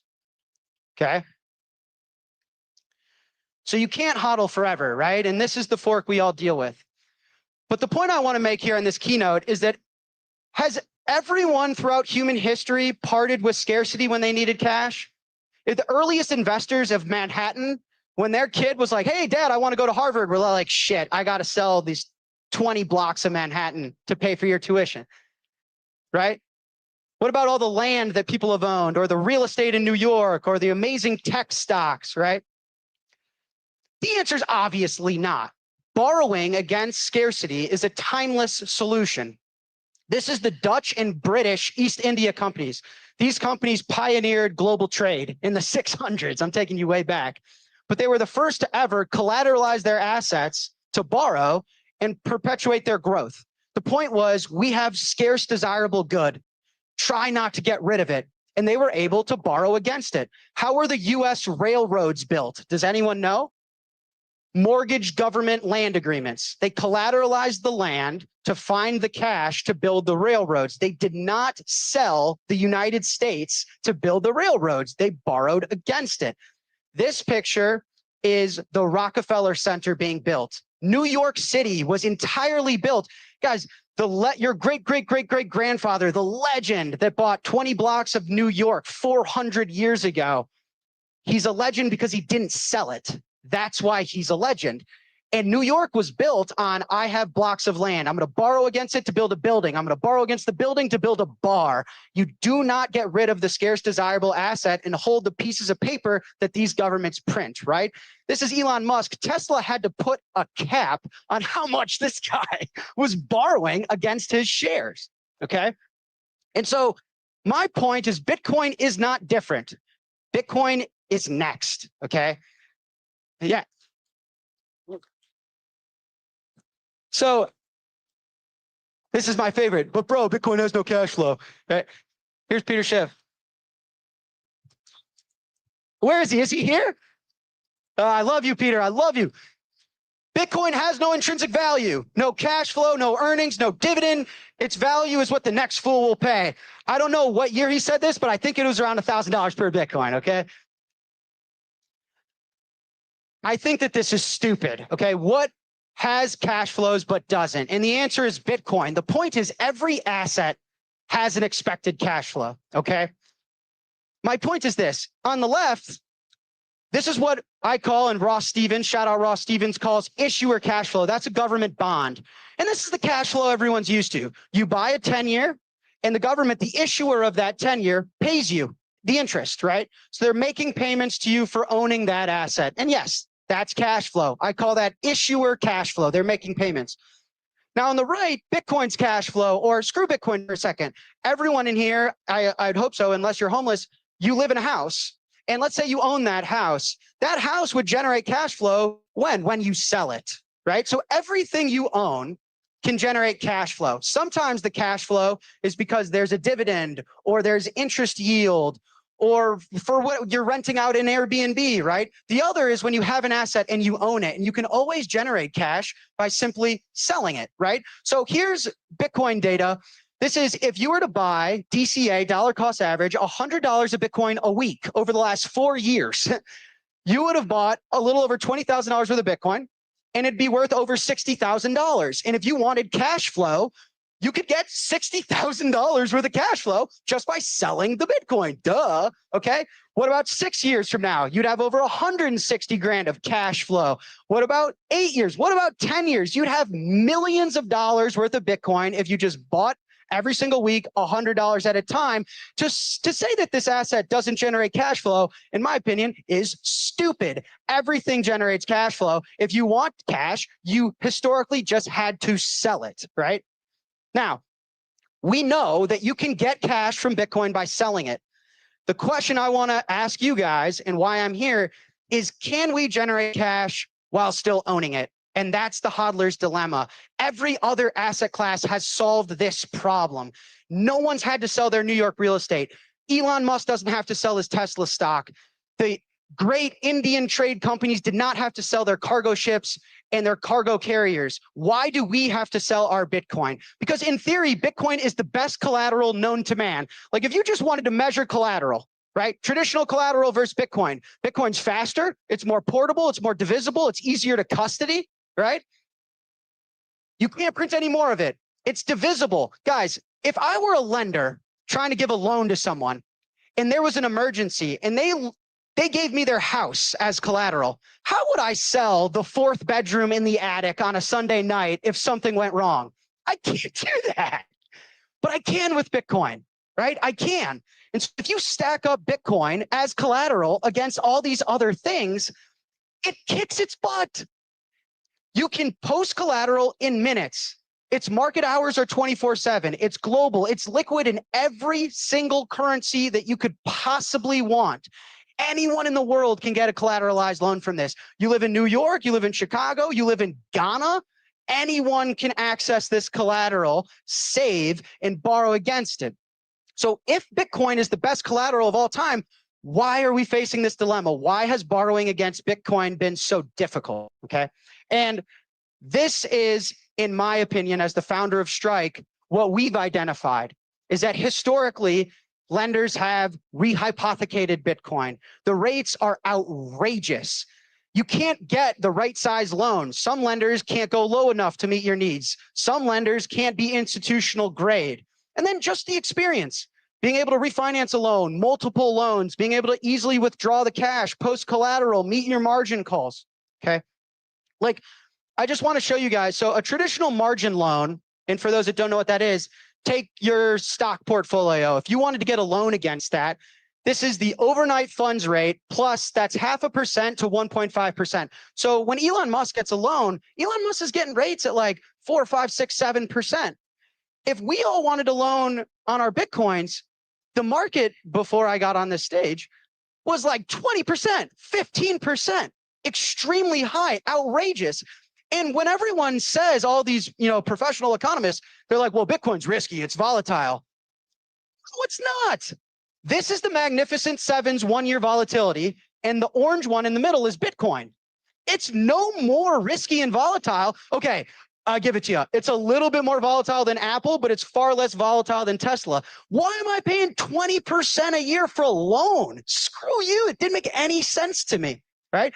This is Bitcoin's volatility. So the pink and the green is Bitcoin's volatility. The orange is Bitcoin's price. Okay, so you can clearly see it took a toddler to be able to recognize this. As Bitcoin matures, its volatility goes down. And Bitcoin's volatility is at a point now where it's no more risky than a Tesla stock. We should not be paying double-digit rates for a loan. We should not have to have lenders that are rehypothecating, right? For the life of me, I could not understand. I own $0, and I'd have to sell my over the last year to live my life. And for the life of me, I could not wrap my head around why this market was so screwed up. And so that brings me to our announcement. So I personally believe the future of Bitcoin and lending is now.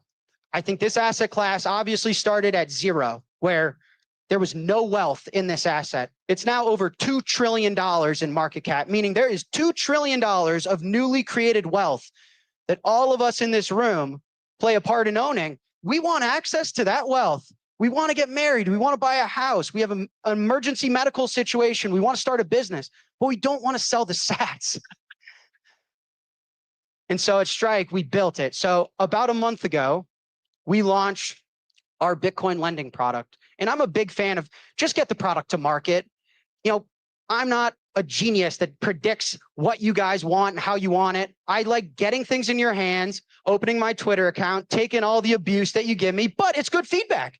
And it's like, okay, you guys want cheaper rates. You want to make sure your collateral's not rehypothecated, et cetera, et cetera, et cetera. And I told you guys before the end of the month, I would do it for you. I promise. I'm a man of my word. I try and be. And so I want to talk to you guys about where Strike's lending product is today, because I think you're going to be really excited. First of all, no rehypothecation, okay? But yes, your collateral, when deposited to Strike, it sits with us and the partners, and it does not move. It sits in a Bitcoin address. It is your collateral for the duration of your loan. We couldn't quite make it for this announcement. We are excited for a proof of reserves version of this product, but we do not rehypothecate anything. The Bitcoin never moves. There's no yield. There's no gimmicks. There's no nothing. You deposit the Bitcoin. It sits right here securely through the duration of your loan. Okay, I want to make that. Someone clip this and tweet it. I could not make that more clear. Cool? Cool. Next. Yes. What about costs? I believe, and I don't want to misrepresent, so take it with a grain of salt, but I believe we are the first financial institution of our scale, size, and caliber that is regulated, that is now officially giving out loans for a single-digit interest rate. By the way, if you wanted to get a home equity loan from Bank of America, it'll cost you 9.5%. We have finally found the capital and driven this market down where we can give you a single-digit Bitcoin loan. Again, it is unbelievable. I'm so proud of the team. You guys can go to our website and check out the tiers and see where you would fit in. We've also dropped our minimums all the way down to 10K, okay? And so we will serve as low as a $10,000 loan. And on a per loan basis, I could give you guys up to $1 billion, okay? So Nayib Bukele, if you're out there, you want a loan, I got you, brother, I got you. Okay, President Trump, I got you, got you. We also rolled out today multiple loans. So you can open up as many loans on Strike as you want. Think the current, we have it at 3. We're going to keep raising that, okay? Just bear with us as we scale. But the point is, you can open up a new loan to pay off and refinance your old loan. You can open up a new one at a different Bitcoin price, different terms, whatever. Multiple loans, refinancing this product. And then also, I just want to mention that Strike's a financial service, right? And so we've had customers that needed to make a down payment on a home in about 30 minutes, and they were able to do that. Download Strike, deposit Bitcoin. There's no credit checks. So, one customer called me and said, Jack, trust me, I went to Stanford. I can say, no, you don't need to prove to me who you are. I got the Bitcoin. It's sitting here in the address. Take the cash, go buy your house, right? Withdraw it easily to your bank, pay your bills, buy more Bitcoin. And so this is where the product is. We're going to bring it to Africa, Latin America, Europe, the UK. We're going to expand it, but we are beyond excited. I've almost taken it a bit personally to try and pioneer this. I really do not want Bitcoiners to have to sell their Bitcoin if they can responsibly borrow against it. So the last thing I just want to say, at Strike, we build products we want. I want you guys to know I'm putting my money where my mouth is. Now, a lot of you are like, does Strike have a Bitcoin treasury? We don't know how much Bitcoin they own. Do they actually believe in the products they sell? So I put out our financials about a month ago as I launched, another company, 21. I wanted you guys to get some transparency. Do you know some of the earliest customers of our product? Me and my company. Okay. So at Strike, these are some of our financials, but Strike owns 1,500 Bitcoin in our treasury. So I'm a humble stat sacker, baby. You know that. And I want you guys to know it's for both individuals and businesses. And so hopefully this draws some inspiration for the people out in the room. If you're a business and you sweep your cash flows into Bitcoin that's compounding at 50, 60% a year, you have a capital base, a savings account that's actually working for you. If we have 150, 200, $500 million on our balance sheet at Strike, let's say I need to go get a license in Australia for $1 million. I could borrow against a fraction of our stack, go buy the license, launch in Australia. It's an amazing way, no dilution, no selling our sats, right? It's a beautiful for both businesses and consumers. And the way I use it personally is the same thing. I borrow against, 2 to 5% of my personal stack. If the market goes down, I can over collateralize. And since the product launched, I was the earliest beta customer, and I've never sold a sat since. I have not sold Bitcoin since this product launched, which is amazing. And I live on Bitcoin. So anyways, I had the vicious fiat cycle, right? And this is the one that we're trying to build. And it's not just us. There's great companies doing similar stuff. But if you can borrow fiat, keep Bitcoin off the market, that accelerates the death of this awful thing, which increases Bitcoin's utility. We're seeing Bitcoiners now tap into their capital and change the world, get married, buy a house, and it repeats and it builds on itself. Okay. So I want to tell you guys quickly, please be responsible. This is debt. Debt, it's like fire, in my opinion. It can heat a civilization. It can warm a home. But if you go too crazy, you're going to burn your house down. Okay. And it's only responsible that I tell you, you got to be careful. Please be responsible. This is not a silver bullet. Okay.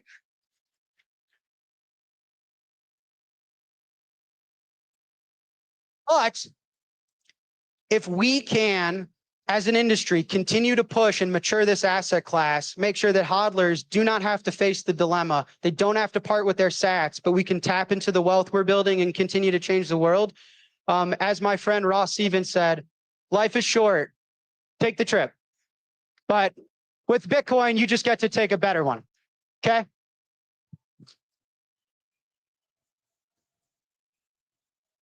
Thank you, guys.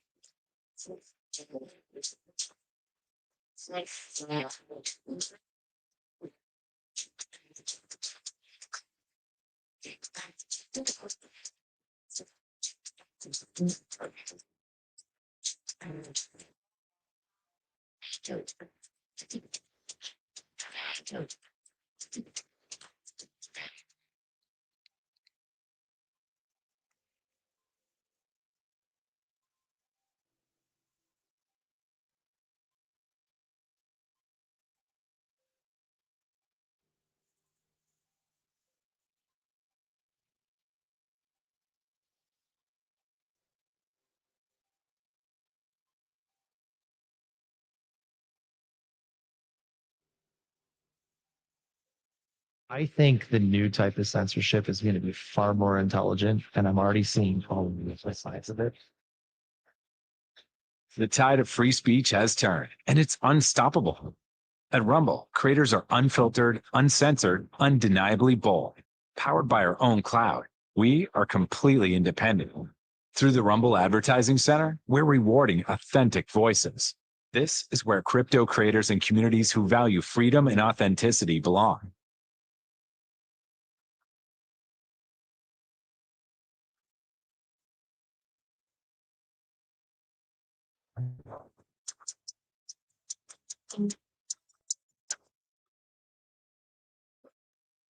Welcome back to the Bitcoin Magazine News Desk, powered by Mara. It all comes down to this. We're approaching the grand finale of day 2 here at the Venetian in Las Vegas.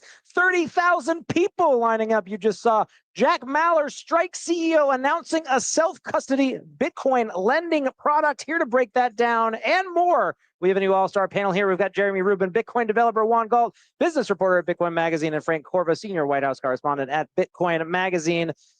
Something very interesting about this product is it's not a conventional financial product, right? The idea that you can take out a loan and still hold your underlying asset collateral, your own private keys, is new and needed. Jeremy, I want to talk about your recent experience with debanking. We heard about this on stage. You experienced this in real life recently as this week.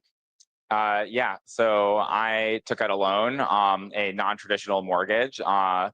It was an asset-backed loan, much like the product that Jack was speaking about, but with traditional finance instruments. And I used that to pay for my house.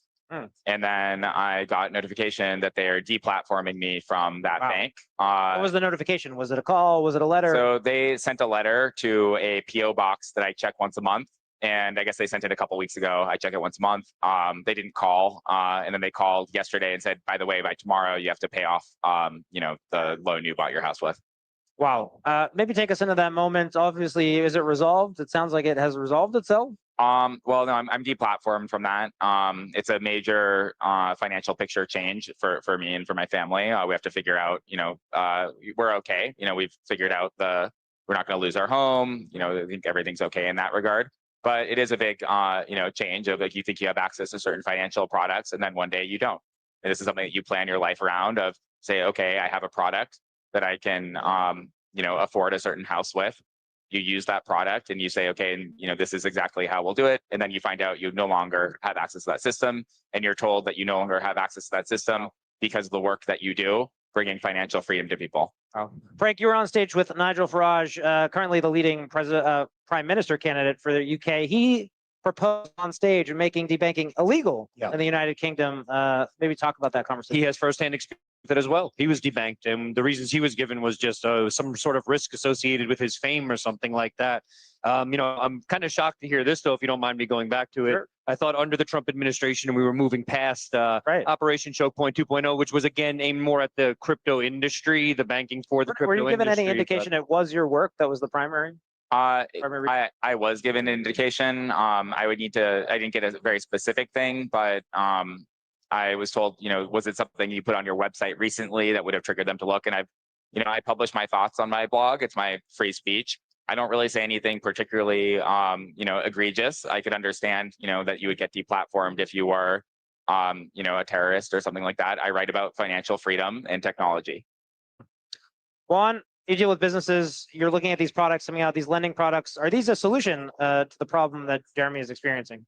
Well, yeah, to the degree to which you're actually using Bitcoin sort of technology, I think, yes. If you're using a multi-sig or some sort of cryptographic solution, yes. If it's a trusted solution, you end up in a financial institution that is probably being pressured by political powers. That's what we saw with Choke Point in the past. And, it's clearly something that the Trump admin is trying to change. They thought they changed it, but I think one of the themes that I'm seeing is, the connection between what we're seeing on the ground and what the admin sees at the top is there, but then the middle is kind of like running interference. And so, I understand that you had a contact with JD Vance as a result of this. I don't know if I tweeted yesterday about this problem that I'm facing, and he and his team did reach out. We haven't fully coordinated on it, but I think that they're really interested to know what are the details of exactly why I was deplatformed. Well, Jeremy, wish you luck, and hopefully you keep us updated. Obviously, a situation no one wants to see. We're about to send it back to the Nakamoto stage now. Of course, stay tuned to Michael Saylor and Ross Ulbricht to come.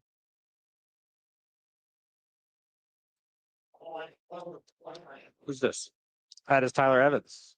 A year ago exactly. Fold, you've been public for 100 days now. Simon, you kicked us off only 13 months ago. Tell us a little bit about what year one, day one's been like running a Bitcoin strategy in the public markets. Well, what a difference a year makes. Simon and I were up here last year, fresh off announcing the strategy, and we felt like lone voices crying in the wilderness a little bit. It's kind of shocking to both of us that it took someone 4 years after Michael Saylor started doing it to finally do it and pull the trigger, and now it feels like everyone's pulling the trigger. But it's been a great year. It's been unbelievably exhilarating for our company and our stock. It's awakened us as a former zombie, and so couldn't be happier. Yeah, as you said, Tyler, it's been 100 days and it's been a pretty extraordinary moment. I got to be with 40 Bitcoiners who have been building a Bitcoin company and open the opening bell at NASDAQ a couple months ago. And it was truly surreal to see Bitcoiners opening the capital markets. It's something that I never thought would have happened. And especially because we had very humble beginnings. We actually launched the Fold app originally at Bitcoin 2019, right out of the garage. And today we're sitting on the stage, public company, Bitcoin treasuries. It's I couldn't have imagined the journey. It's an absolute honor and privilege to be here. It's almost 14 months into our journey, and I have to say it's been absolutely incredible. As Eric said, he and I were on stage about a year ago in Nashville at a time when we were just presenting to the world our Bitcoin treasury strategy. And I can tell you, I did not imagine we would have this level of interest and excitement. You know, we're all creating a brand new strategy here, a brand new category of companies called Bitcoin treasury companies. And this is just the very beginning. So, yeah, let's give it up for these gents. So I was having a conversation with another public market CEO earlier this week, and he described the experience of running a Bitcoin treasury company as if you're racing in the Kentucky Derby, except you're not the horse, you're the jockey just trying to hang on for the ride while you're being sprayed with mud in the face constantly. Tell us what it's been like at the helm of these companies, especially amid the volatility in Bitcoin, in equity markets, in macro conditions. What's that been like? That's right. It's intense. It's a 24/7 job, as you can imagine. There's just no rest, and it's exciting. So it's, you know, you don't want to get off that horse. You just want to win the race. For us, it was really interesting because when we started, we took basically all of our cash. We had about $60 million of cash on our balance sheet, and over short period of time, we bought Bitcoin. And then literally made the announcement. I think we bought in the 60s. All of a sudden, there was this announcement literally the next morning. They were announcing that there would finally be this Bitcoin Mt. Gox distribution. And Bitcoin plunged about 25%, subsequently. And I kind of looked at my board members who I had just talked into taking all our cash to buy Bitcoin, and just scared to death that they were going to rip me a new one. But they ended up really backing me and really wanting to buy more. And that's what we did. We kind of relished that opportunity to average down. And we've been doing it ever since.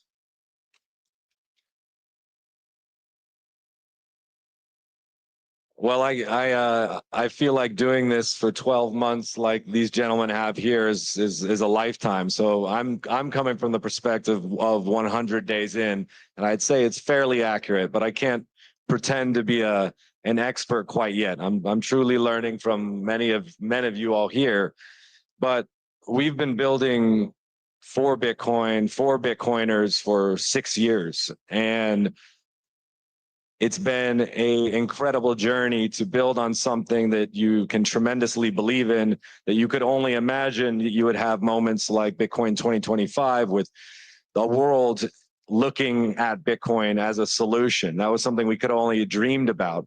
And so for us, having that vision, that dream, at the same time living through Bitcoin's very violent cycles of up cycle, down cycle, trying to build a business.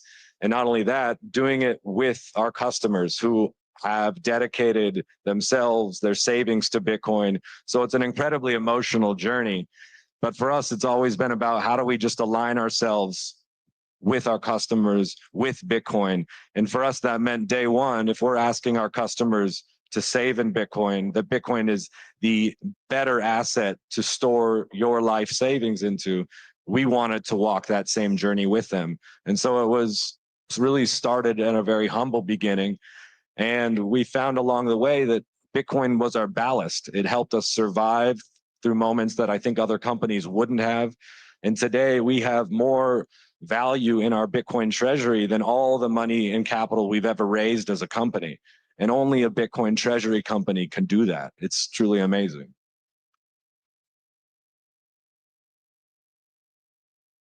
As a former derivatives trader at Goldman Sachs, the one thing I savor most is volatility. Volatility is not something to be afraid of. It's something that can be harnessed. And so if you think of Bitcoin as a long-dated call option on the future of money, on a better money, there isn't a better input into creating value there than high volatility. And so that's something that I think is something we ought to understand and embrace and not be scared of.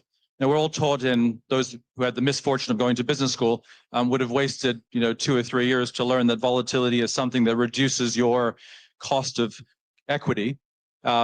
Increases your cost of equity. It's something that isn't good for you.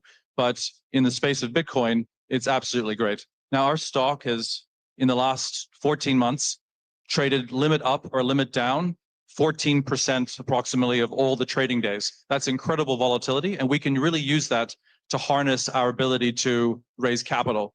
And so our way to raise capital is the equivalent of the US at-the-money equity offering structure. We have moving strike warrants. And because of the volatility, thanks to the volatility, we've been able to raise about $650 million in the last 60 trading days.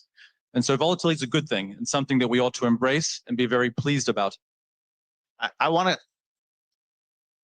to come back to that harnessing volatility, but first, Eric, with your story, living through that experience of adopting Bitcoin and instantly having your conviction tested, what was that like? Where did you draw that conviction on to not only hold on but to keep buying Bitcoin day one under the microscope as a public market CEO? Yeah, I wanted to hide under the mattress, basically. I was looking for a place to hide. I didn't want to talk to anybody. I didn't want to call my fellow board members, but I think that we have a thesis. We have a really strong thesis. It's what I think we all share this thesis, is that Bitcoin has massive upside. For us, it's digital gold. Bitcoin is at least a 10x from here, probably a lot more than that. And so if you believe that, and that's what my fellow board members really said to me, then it's just an incredible opportunity to buy more. I just didn't expect to hear them say it right then. I was a little bit kind of embarrassed, but how can you predict these things? But volatility on the negative side, like that's an example. Volatility is what's really kept a lot of companies from adopting a Bitcoin treasury standard. And as Simon's noted that, it's really, they got it backwards. In terms of harnessing that volatility, you mentioned, Simon, I think Michael Saylor likes to say that there's kind of two kinds of volatility. There's exogenous or bad volatility, which is what you learn about in business school, that's created by poor decisions of management, that's created by a product failing or a lawsuit that drives volatility to the downside. But on the flip side, you have endogenous volatility of Bitcoin as the core asset that you can harness. So could you elaborate a little bit? How can you harness that on your balance sheet? How does it become a productive force for the company? Yeah, so volatility is very interesting because a lot of people seem to think that Bitcoin has more volatility than a traditional business. A traditional business that I used to run has all sorts of factors that can result in things going wrong. In Bitcoin, you can very clearly define and harness the volatility that exists. And so specifically for us, we're running a volatility engine. We take the sentiment of our investors, people are buying and selling the stock. Our volatility is 180 vol, 190 vol. It's quite incredible.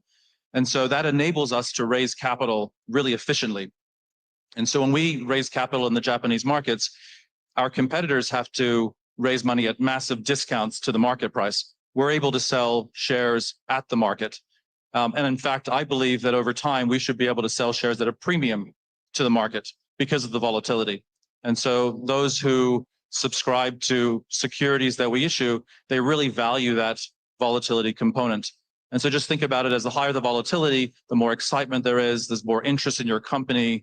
The last thing you want is to be a company that barely trades, that goes up and down 20 basis points a day.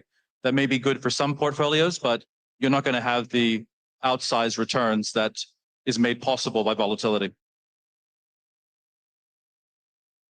Now, I know each of you landed in this seat with, a very different path to the public market, operating in different jurisdictions. As of the last 48 hours at this conference, I think I've talked to probably 20 odd companies that want to become Bitcoin treasury companies all over the world. Can you share a little bit what that experience has been like? You guys make it look pretty easy. Okay. Well, it's been great. We were talking about how Bitcoin has become such an important part of your value. And for us, that's so true. It's really helped us during a really sharp downturn in our healthcare business. So we're a little bit different because we came at this with a very strong, high margin growing healthcare business. And it actually coincidentally kind of turned downward as we started buying Bitcoin. And so now most of our value is in Bitcoin, but we still feel very positively about our healthcare business. So there could be a time when our healthcare business is there to kind of support us if there's a downturn in Bitcoin. So we're really well set up, I think, with a two-pronged strategy. And so I think that's really important for new companies doing this to think about being able to have that buffer that you might need in a downturn on one side of your business. I think it's going to end up being a really a boon for us. And we kind of need it to be there as a ballast. Yeah, I think when we set out and, myself, my team looked at dedicating essentially our lives to Bitcoin, it was dedicating our lives to the volatility that's inherent in that. And we had an insight, which I think many people in here do, that Bitcoin is extremely volatile, but it's volatile to the upside. And if you can recognize that, that's the opportunity that you have, that's your edge. And so for Fold, we have always positioned the company to be maximally exposed to Bitcoin, also known as the best performing asset of the last decade, and Bitcoin as the fastest growing network in the world.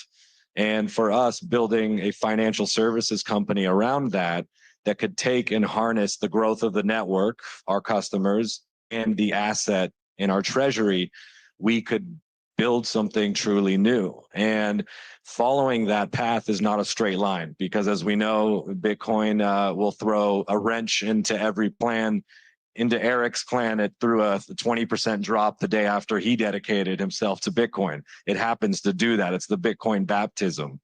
And so I think for us, we embrace volatility, and we've mostly done that as a private company. And I think there are companies around the world, private, that are adopting Bitcoin today without public markets. But it is a truly new game when you're a public company, the tools that are at your disposal where you can turn that up to 11, and the ability to harness its volatility, you can achieve levels that are truly amazing. You can start 12 months ago and declare a Bitcoin treasury strategy, and these gentlemen here have, top 3, top 5 Bitcoin treasuries in the world. Fold today is top 20. And it's been a journey, but it's not a straight line to get there. Well, we definitely owe a healthy dose of gratitude to Michael Saylor and strategy. None of us would be here if it wasn't for him.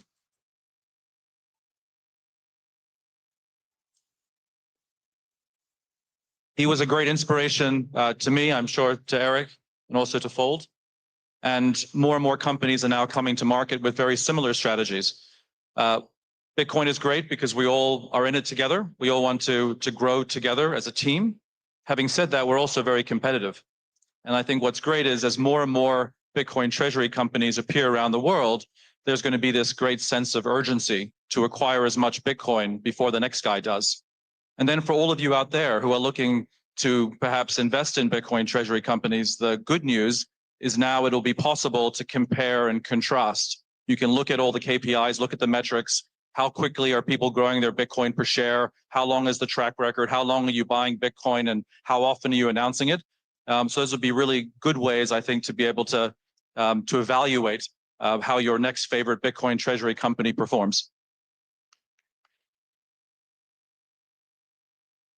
With both the tremendous success all of you have had raising capital from the public markets, with the flood of new deals that's been announced in the past month, with all the new entrants entering, do you think we're starting to hit a point of saturation for the institutional demand for Bitcoin? How long can this continue? I think it's got a long way to go. All right. But we do need a lot of successful examples. Like, I think a lot of these companies need to succeed. I think that's really important. Our stock's up 100% in the last year, and we've had a tough run in our healthcare business. I can't imagine how well we would have done had our healthcare business performed, And so I think it's really important if people go out and do this, that they really can perform, can put up the numbers, can show shareholder value creation. I think that my personal view is that it will be difficult. I mean, it's not an easy slog. It is much harder than it looks. Michael Saylor has made it look easy, but there's nobody like him. Obviously, we all know that, and nobody can replicate what he's done. But I think that we are in a scale game. Simon's referring to that. There is a race to scale. Scale creates unbelievable opportunities, not for financing, for owning digital real estate. It's super important, and we are definitely accelerating our pace. We're up to about $500 million of Bitcoin over a year. We'd like to be much higher than that. Bitcoin is a long game, and I think we just entered the Bitcoin century. And in a weird way, it feels like we're in a sprint right now. And to some extent, we're all going to win, stack as much Bitcoin as you can. But I think what we're going to see is various strategies starting to play out. What's not just going to win over the next quarter for your earnings, but what's going to win over the next decade. And we're not always going to be in frothy up cycles in Bitcoin. We will enter down cycles. And I think it's companies establishing a position, a point of view, a strategy to manage all of Bitcoin's volatility are the ones that will win over the long term. And for Fold, we are absolutely stacking as hard as we can now. We've increased our Bitcoin holdings in only 100 days by 50%. We intend to continue that. But at the same time, we're building a business that passively generates Bitcoin every single day through our normal operations. Our customers are saving in Bitcoin, spending in Bitcoin, buying Bitcoin. They're building their life around this asset, and we get to participate in that journey with them. And what we found that we didn't know was going to happen, that what happens in the down cycles, what happens when Bitcoin is in the bear market, we found our customers double down. They stack more Bitcoin, they buy more Bitcoin. And for us, that meant that we've grown through every bear market. And I think that provides us a unique strategy that allows us to manage Bitcoin's volatility, not only in moments that are frothy, like right now, that we're all sprinting to gather Bitcoin, but also when we're outside of that cycle. And we'll be there stacking Bitcoin right amongst our own customers doing the same thing. Again, it's about long-term alignment with our customers in a way that allows us to fully embrace the volatility of Bitcoin with a low time preference. I think we're still in the very early innings of the Bitcoin treasury strategy. It's a Bitcoin gold rush. And so over the next, I suppose, 5 years, it's about accumulating as much Bitcoin as we can before it becomes unaffordable for most. I think most of the world still hasn't caught on. And the great thing about Bitcoin treasury companies is that we're all finding a way to onboard more shareholders, more investors to Bitcoin that otherwise would not have been possible. Personally, I'm incredibly excited about our opportunity in Japan. I believe we can onboard 1 million, 2 million, 5 million Japanese into Bitcoin that haven't otherwise discovered it. And I'm so honored and humbled by so many US shareholders that have come up to me over the past few days. It's been a wonderful experience. Thank you. I also wanted to do a shameless plug for Nakamoto. And I think the work that you and David are doing are tremendous, supporting Bitcoin treasury companies in every country in the world. It's necessary and it's wonderful work. Thank you, Simon. We look forward to entering the public markets race alongside these gentlemen in short order and continuing to work together to stack Bitcoin here. So for all of those, for all of us following in your footsteps as a management team, how do you think about creating volatility, or how should an investor think about understanding the types of volatility that you create in the balance sheet, whether that's with debt, convertibles, whether that's with Bitcoin yield, whether that's natively selling Bitcoin volatility?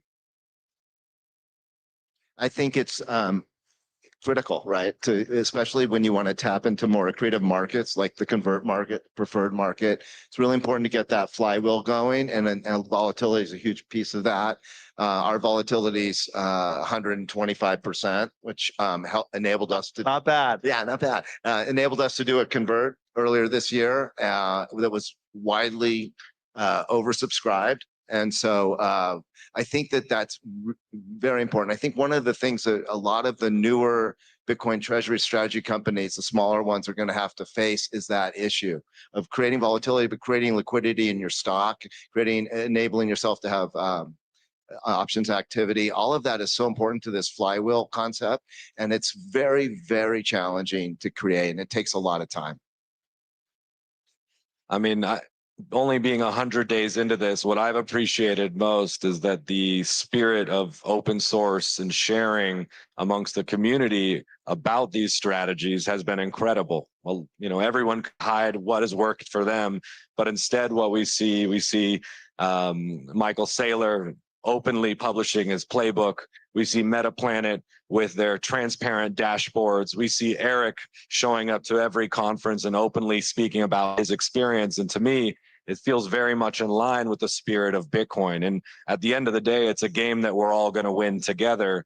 And as we see more of these treasury companies come to market, we're going to see more and more strategies deployed, new tools deployed.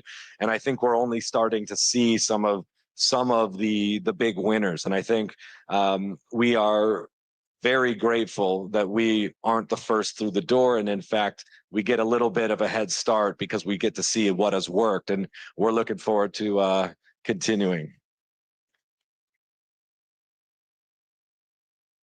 I just want to end by expressing gratitude to everyone who's joined, not just us, but other Bitcoin treasury companies on the journey.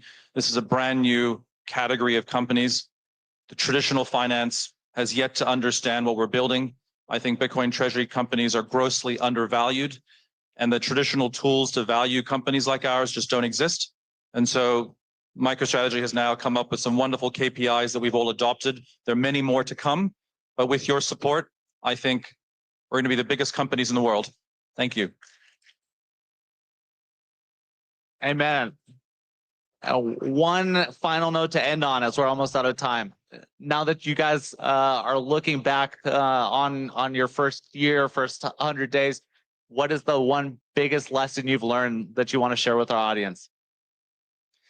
be ready for an incredible turnover in your shareholder base made up of unbelievably passionate individual shareholders who give you great feedback. That is such a massive thing to get that to embrace and to it just means so much to have that.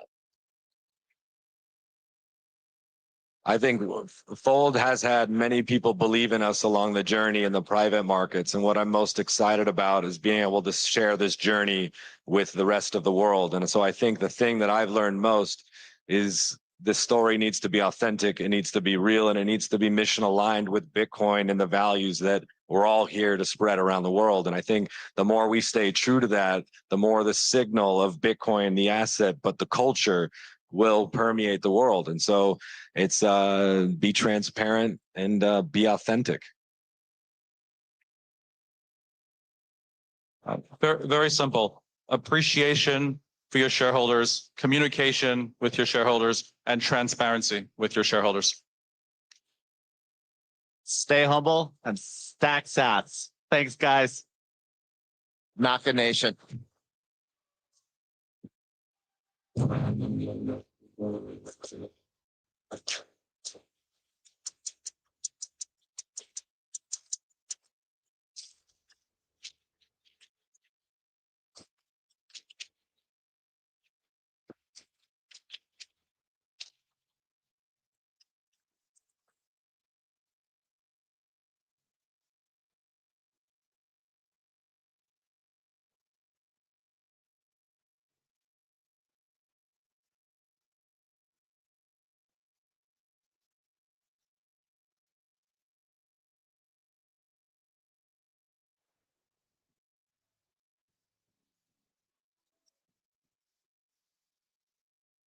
Welcome back to the Bitcoin Magazine News Desk presented by Mara. It all comes down to this, the grand finale, day 2 of the largest Bitcoin conference in history. You've seen it all here. Jack Mallers is raising $685 million to buy more Bitcoin. GameStop buying their first 4,700 Bitcoin. New York issuing the first Bitcoin bond or pledging to, and Pakistan and the UK pledging to launch strategic Bitcoin reserves. You're about to see something special, though, that we guarantee you haven't seen yet at this conference. Saylor Mania. We're talking about Michael Saylor, the strategy chairman who is revolutionizing corporate finance. Here to break down what you're about to see with an all-star panel. We've got Zach Bradford, CEO at CleanSpark, Harry Suddock, Senior Vice President of the same, last but not least, Frank Corba, Senior White House Correspondent for Bitcoin Magazine. Saylor Mania is here, and we're about to see it.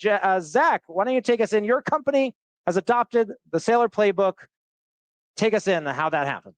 You know, we obviously love Bitcoin. We just prefer to mine it, but we did exactly that. We grew our HODL stack to over 12,000 Bitcoin. It's proven to be an incredibly great source of capital. Of course, the best and most finite asset to have on the balance sheet. So really excited about what Michael's about to say. He's been a champion for this entire industry, and he's leading a big charge, adding additional companies to adopt the Bitcoin standard. Harry, last year we saw Michael Saylor come on stage predicting $49 million Bitcoin in the year 2040, laying out this vision for how corporate finance would come to Bitcoin and revolutionize the asset class. What can Michael Saylor say today that will get people excited? I think that he has to tell us it's going to go to over 50 million. Right. It's the only logical accelerationist in me. Upping the bar. I think ultimately what Michael's done over the last, couple of different quarters is he really pioneered the business by using the convertible bond strategy. Then he issued an ATM. Then But this was a change, right? He was buying with profits from the company for a long time, and then there was really an invention period where he revolutionized the business. Yeah, I think that, what we've done really successfully is ride in his wake on being able to raise the same type of convertible note structure and plow that money back into ASICs. And so we're basically buying a Bitcoin production machine with the same financing structure and achieving a differentiated result by doing so profitably. Frank, before you were the White House correspondent, you were on the business beat at Bitcoin Magazine. The Saylor strategy where it's been and where it's come from. Can you tell the folks at home what they're about to see? Yeah, like I said, I mentioned this earlier, Fold has been doing this for a long time. Other companies have been doing it quietly, but the Saylor strategy, the way that he enacts it, have the likes of Eric Semler, who was just on stage following in those footsteps. But even Eric does things a little bit differently. So Semler Scientific, they have a very heavy cash flow, that business. So they're doing work with, I think, medical products. I think you mentioned earlier, Saylor was initially taking some of the profits from MicroStrategy buying Bitcoin with that. I think for something like Semler Scientific and some other countries out there that really have a solid business model where they have a ton of cash coming in, they don't know what to do with it, it makes a lot more sense to put Bitcoin on the balance sheet. I'll take some words from Jack Mahler. He was giving a kind of saying just be a little bit careful when you're borrowing money and buying Bitcoin with it and all that kind of stuff. I think Saylor, because he's the progenitor here, he's the first one to do it the way that he's this strategy that he's created.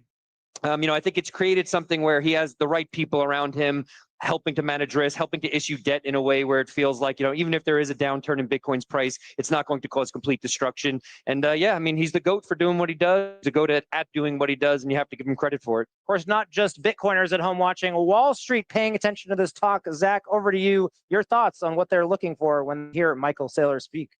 What they're going to be looking for is to see how he is managing, to your point, the risk. And him pairing the convertible bonds along with an ATM is the great way to manage that risk.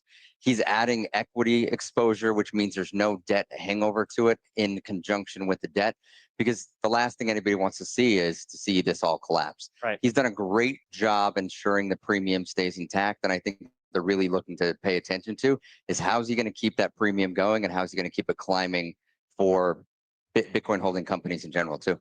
Harry, over to you. Same subject. $84 billion. That was MicroStrategy's most recent raise, or Strategy's most recent raise. These are massive numbers. Companies copying it. Where does it go? Corporates own 800,000 Bitcoin. What's the limit? I think what's great is that each incremental dollar that gets raised to purchase Bitcoin is going to add value back to everybody holding Bitcoin today. So the best time to buy Bitcoin was 10 years ago. Apparently, the next best time to buy it is now in these markets. But ultimately, there's a huge group of individual Bitcoin holders who benefit from this trend. And each incremental Bitcoin that gets bought is going to add value back to the network. Well, you're about to see it now. Michael Saylor, Strategy Chairman, the man who pioneered and started the corporate finance revolution that you've seen unfold over these last few days in Las Vegas. We'll turn it over to the GOAT, and we'll be right back. Stay with us on X, Rumble, and YouTube. This is the Bitcoin Magazine News Desk.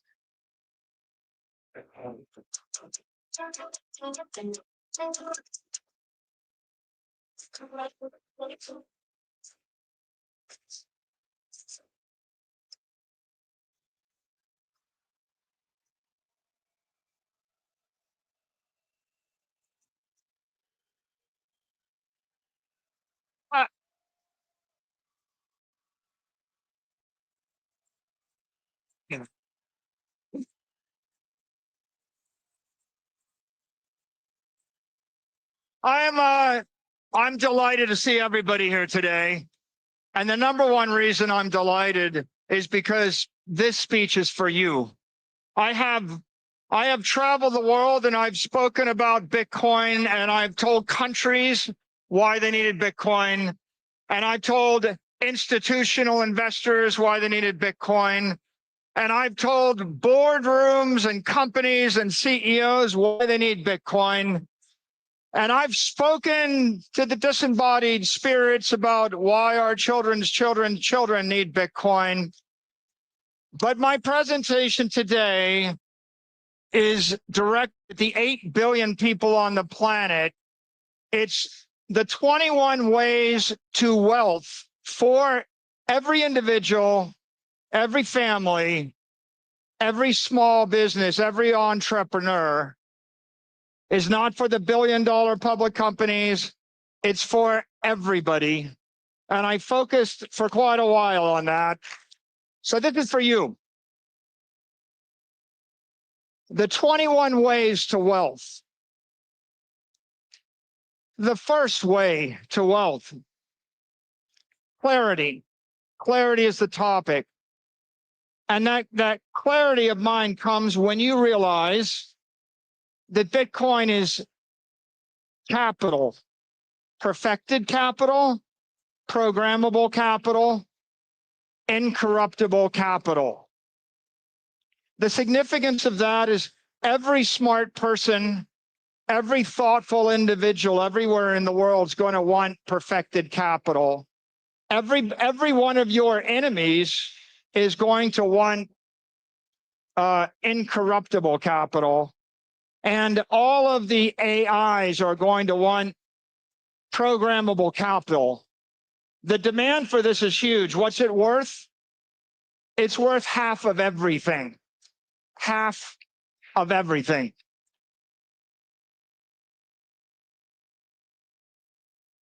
The second way to wealth, conviction. It starts with the observation that Bitcoin is going to appreciate faster than every other asset because it is engineered to outperform. It's going to grow faster than the S&P. It's going to appreciate faster than gold. Sorry, Peter. I should say that again. It's going to go faster than gold. Sorry, Peter. It's going to grow faster than real estate or collectibles or anything else you can imagine because it was engineered that way. And that leads us to our third way to wealth. If you're going to generate wealth, if you're going to get rich on Bitcoin, you're going to need courage. And courage means wealth favors those who embrace intelligent monetary risk.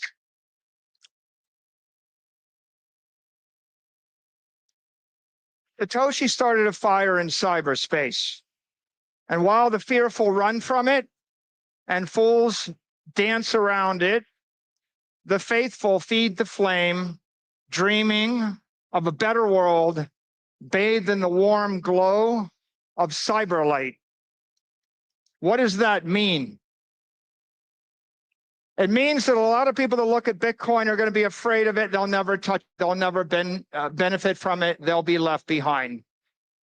Then others will just juggle it. They will juggle the fire. They will make fireworks with the fire. They will create trinkets with the fire. They will create magic tricks with the fire. But those that truly understand it will feed the fire. How do you feed the fire? You feed the fire by buying the Bitcoin. Buy it, take your fiat currency, trade it for Bitcoin. Take your long-term capital, trade it for Bitcoin. Sell your bonds, trade for Bitcoin.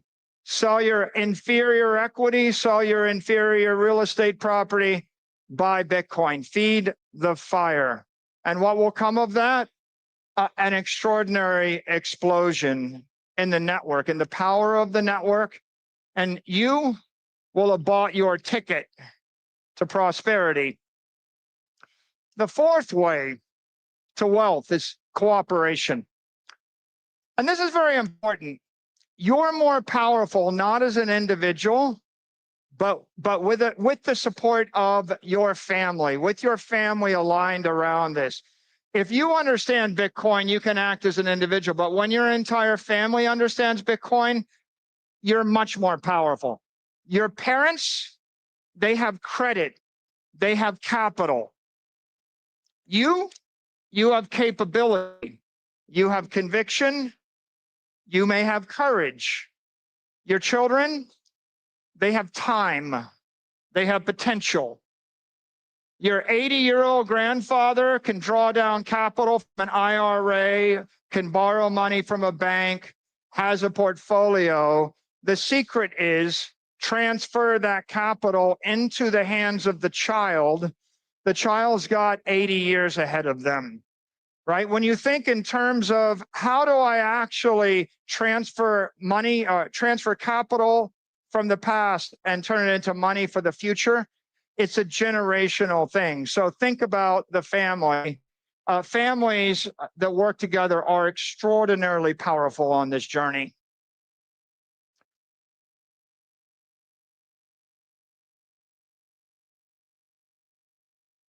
The fifth way to wealth in this day and age is capability. And here I could list all sorts of technologies for you to master, and I thought about it. But at the end of the day, the overarching compelling observation is you need to master artificial intelligence if you would be wealthy. When in this day and age, in the year 2025, you have at your fingertips an array of accountants. You have a group of lawyers. You have a set of professors, historians. You have at your fingertips all the collective wisdom of every great entrepreneur. You have everything that I know, everything that any other CE knows. All you have to do is go to the AI, put it in deep think mode, plug in all of your circumstances, all of your hopes, all your aspirations, all of your problems, and then start to query it and then engage with it.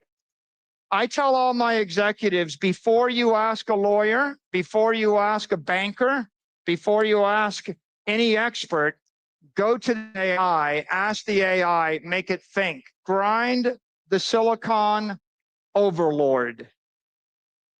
Okay, this is very important because the suggestions I'll give you next, they were out of the reach of the working man. They were out of the reach of the middle class. You could say, yeah, those sophisticated trusts or those sophisticated legal constructs, that's great, but I don't have the money for that. I can't afford to spend hundreds of thousands of dollars on lawyers. And let me tell you a secret. I have dozens of lawyers that work for me, thousands of lawyers I've employed, spent hundreds of millions of dollars on lawyers. The first thing I do when I have a question is I go and ask the AI. After I do that, I argue with it. It tells me no. I ask a different way. I threaten it. I ask it to give me a solution. I find a 95% solution. I find the solution. And then I take that solution. I send the link to my management team and my lawyers, and I say, look, I solved the problem. This is what I'm going to do. Give me your execution plan. And then I give them anywhere from 2 to 5 days. If you're feeling charitable, give them 5 days. If you're in a hurry, give them 2 days. If your financial advisors, if your accountants, if your lawyers, if your executives can't, if anybody, your friends, your family can't figure it out in 2 to 4 days, they're going to get exited from the gene pool. Change the lawyer. Change the whatever. If someone said, I can't use the telephone, I can't figure out the web link, you sent me a book, but I can't read, you would find someone else to work with. This is very important. You know, the path to wealth is through capability, but 2025 is the year where every one of you became not a super genius. Every one of you is collectively 100 super geniuses that have read everything the human race has published. If you have the humility to ask for help from the AI, don't put your ego first. Put your interest first. Your family will thank you in years to come.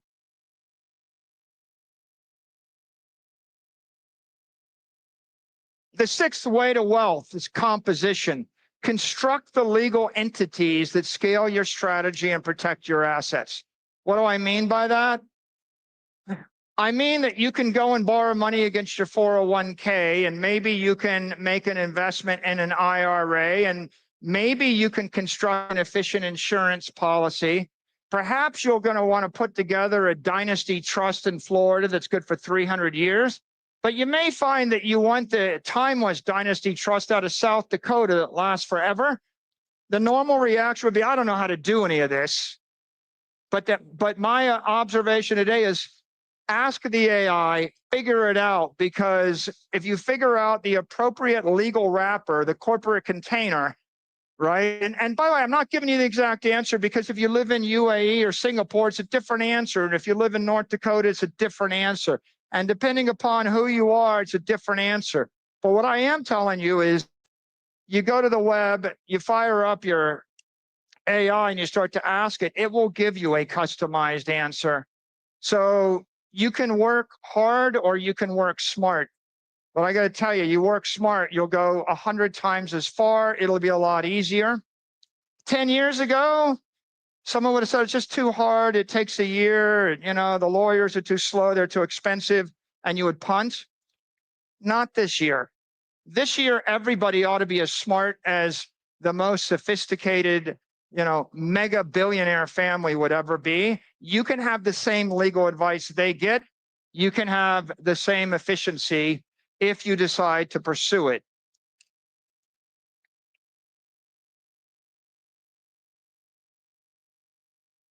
Lucky number 7. The 7th way to wealth is through citizenship. Choose your economic nexus, domicile where sovereignty respects your freedom. What does that mean to you? Well, it depends on who you are. Everybody's circumstances are different, but I give you a simple prompt. Go to the AI and ask, what are the 10 best states in the United States for people that hold Bitcoin? Now go to the thing and say, why don't you rank every country in the world based upon my intention to hold Bitcoin or invest in it? And then describe your circumstances and it will give you answers. And I would encourage everyone to think about it because it's different living in Florida than living in certain other states. We like Wyoming. We have the Bitcoin senator from Wyoming. Thank you, Cynthia Lummis. I like Florida. I'm from Miami Beach, but you have to figure out where at the state level, at the county level, at the city level, at the country level. Think deeply. It's not about this year. It's about this century. Where are you and your family going to be for the next 100 years? Your grandchildren will thank you. 8. The 8th path to prosperity, the 8th way to wealth. It's through civility. Respect the natural power structures of the world. If you go on safari, don't wrestle with the lions. Don't try to out-stubborn the elephants. You know, don't fall off a cliff while you're taking a selfie on a hike. Respect gravity, respect the force of nature. I think everybody understands that.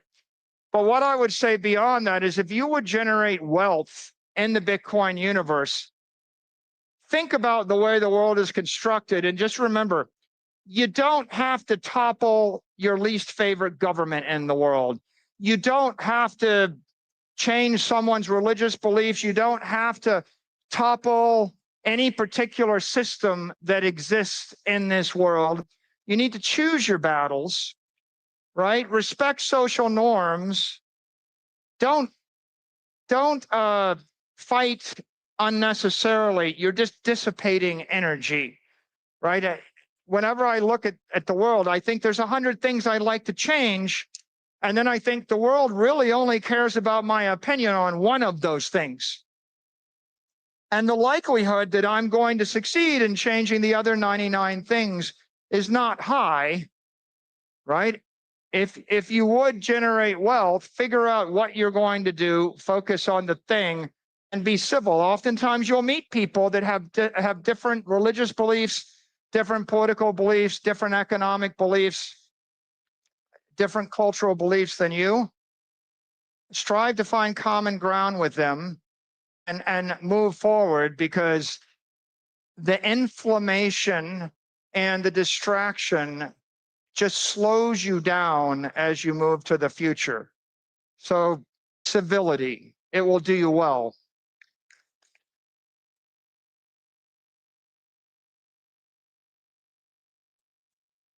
The 9th way to wealth is through corporation.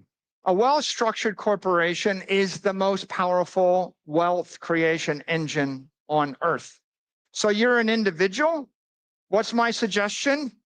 You go to that AI and you figure out how to create a company, whether it's a small company or multiple companies. Companies have advantages. They have special access to the banking system. Companies have special rights in every business. Companies come with legal immunities. Companies come with duration. Companies come with tax efficiencies. Companies come with all sorts of efficiencies. They're more credit worthy. Companies can sell equity. Companies can finance the future. A company could look out 30 years, project, and then draw the economic energy back to today and invest it now. Individuals can't do that. So as much as it is admirable to be an individual, right, there is no shame in being a company of one or a company of a family. I would think about what is your path. If you look at the hierarchy of the world and you're ranking it, the individual is at the bottom of the hierarchy. The family is more powerful. The partnership is more powerful still. The small, mid-sized private business is more powerful still. The large private company is next. The small public company on an OTC market is next. Then a public company on a large capital market, then a public company on NASDAQ or New York Stock Exchange. Then there's the seasoned issuer in the US capital markets. And at the very top of the pyramid is the well-known seasoned issuer in the US capital markets. There's a few hundred of them in the world. What can you do when you crawl to the top of that pyramid? You can file a registration statement and sell $1 billion of securities in 6 hours. That's what you can do. I want that for each one of you. I want you to reach your full potential. And incorporation is a start to that. And now, can you give me slide 10? My clicker is jammed. Thank you. The 10th way to wealth is through focus. Just because you can do a thing doesn't mean that you should. I have done lots of things. I am 60 years old.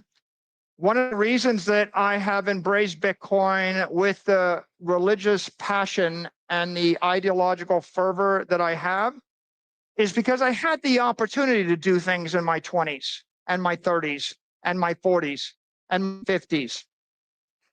You know, and what you find is that it's very challenging to change the world operationally.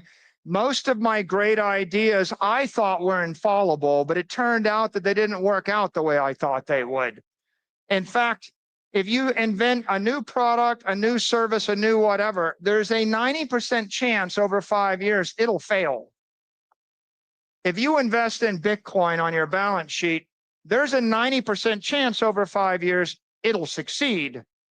As I push out to the 30 or 40-year time frame, there's a 99% chance every operational idea fails, and there's a 99% chance every financial idea that rests upon a foundation of Bitcoin succeeds. So don't confuse ambition with accomplishment, right? Keep in mind that the property company, the company that owns the Bitcoin, is looking at a 30 to 60% ARR every year. You're growing 30, 40, 50% if you do nothing. Now think about every operational business, your restaurant, your hotel, your whatever. You get up on day one of the year and then you're going to grow the business 30% every year for the next 20 years. It's been done by 7 companies. We call them the Magnificent Seven. There's 400 million that tried. So in this particular case, make sure that when you come up with a strategy, focus on it. You know, don't get distracted. The 11th way to wealth is through equity. What does that mean? It means share your opportunity with investors willing to share your risk. A company can do this. An individual cannot do this. Metaplanet has done this. Metaplanet went from 10 million to a $5 billion market cap with the partnership of their equity investors. Without their equity investors, they're nothing. My company went from $1 billion enterprise to a $100 billion enterprise with the help of our equity investors. What are you doing? right? You have the company, you have the strategy, you offer them the opportunity, right? What you're really, if you're a dentist and you make $200,000 a year in cash flow, you can buy 200,000 of Bitcoin every year for 20 years. And that's not a bad idea. You'll be the richest dentist on your block. But you can incorporate the dental practice, get it valued at 5 times cash flow, get $1 million value, sell 33% of it for $500,000. Take the 500,000, invest in Bitcoin today, wait a year, raise another 500,000 at a double market cap, 2, 3, 4 times NAV, invest that, wait another year, raise 3 million, invest that. You'll be the first billionaire dentist on your block. And what did you do differently? You partnered with someone else and you cut them in. Right? That's what strategy's done. That's what Metapun has done. That's what Saylor's doing. You can do it. The 12th way to wealth is through credit. What does that mean? It means there are a lot of people in the world that are afraid of the future. There are a lot of people that want to protect their money or they want a small yield. In Japan, corporate bonds yield 50 basis points. In the US, investment grade bonds yield 500 basis points. When you as a corporation give creditors certainty, you give them a fixed coupon, you give them a fixed dividend, and you give them seniority in your capital structure, you turn that risk into yield. You're giving them certainty, security, yield, and what you're getting back is the capital. The world's full of people. I'm a retiree. I want a guaranteed 8%. I don't want to lose my money. If you give them that proposition, you're going to get the money and it's going to compound at 30 to 60%. The worst case is you're capturing the 22% spread, but it's compounding up with all the capital up front. And so credit sometimes is a bad word, but at the end of the day, you as the individual creating a company can create credit. If I want to be the billionaire dentist on the block, I incorporate, I sell some equity, I sell some of my future, I get the stock up, and then I go borrow some money or I sell a preferred stock or some instrument to someone that wants less risk, less return, more certainty. And I rock back and forth. And the goal is not to take $200,000 of cash flow a year or $50,000 of cash flow a year and invest over 20 years. The goal is to accelerate 100 times as much money through proper financing on my corporate entity now and invest it in the world's greatest asset, which is Bitcoin.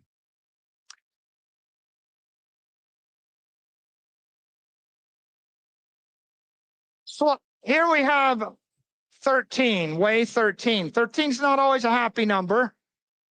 I use the word compliance. You should create the best company you can create within the rules of your market. Every market is different. But think about this. Public companies have special rights. They can issue equity and debt. Trust companies have other special rights, more tax efficient. Insurance companies have special rights. They can reinvest annuities and they can assume risk and they can create very tax efficient vehicles. A broker dealer has special rights. An exchange has special rights. The bank has special rights. A bank can take $1 million of capital and print $20 million worth of fiat currency. They can lever 20 to 1. Okay, that's an advantage. So while compliance sounds like a difficult word, if you create a company and you understand the rules of the road in the market you function in, you can create a special, very, very productive enterprise. And then you can use the power of that enterprise in order to raise capital, invest in Bitcoin, and create wealth. So it's more intricate, but if you have the talent to do it, you know, it will allow you to go faster and further. 14, capitalization.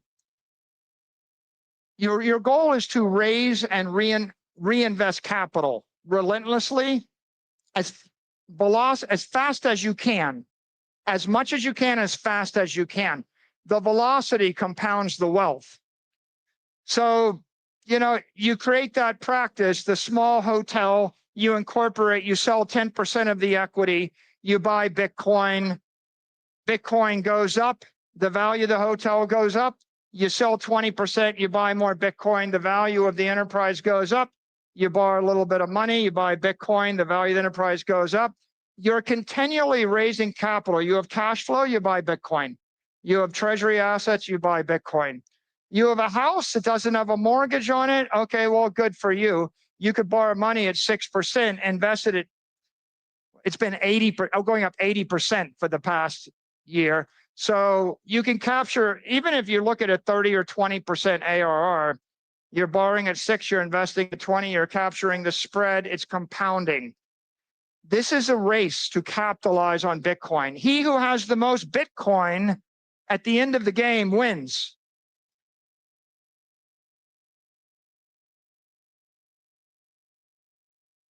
Communication. No one's going to give you money if they don't trust you. The creditors won't give you, they won't take or give you a loan. They won't buy your bond. They won't buy your preferred stock. The equity investors won't buy your stock.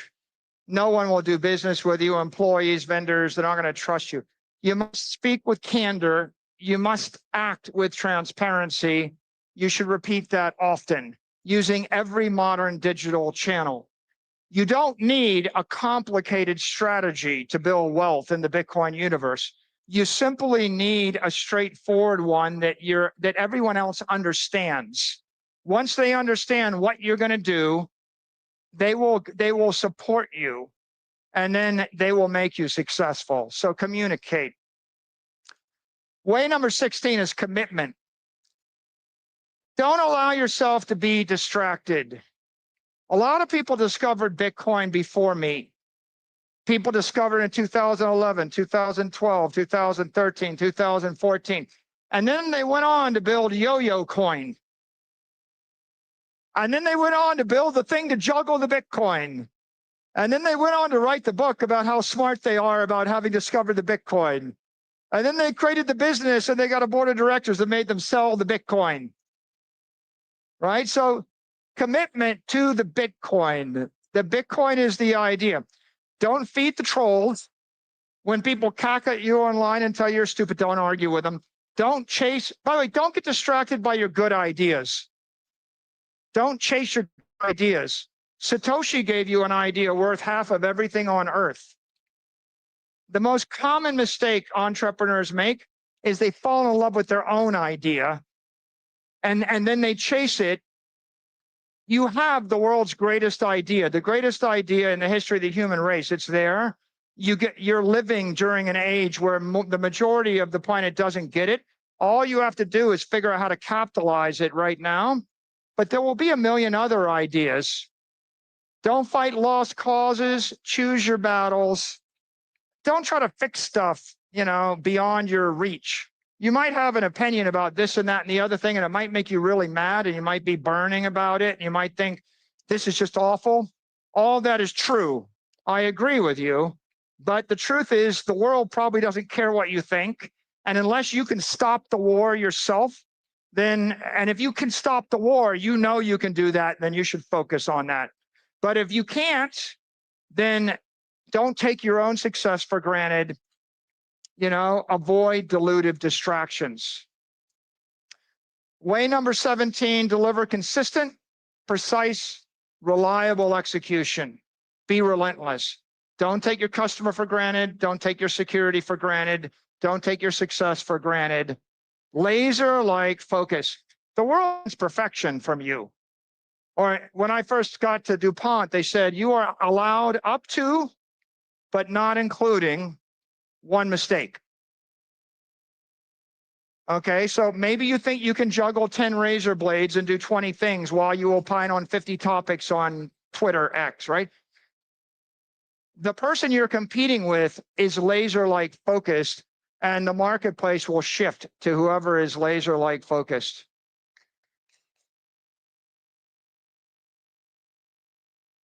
'18, adaptation.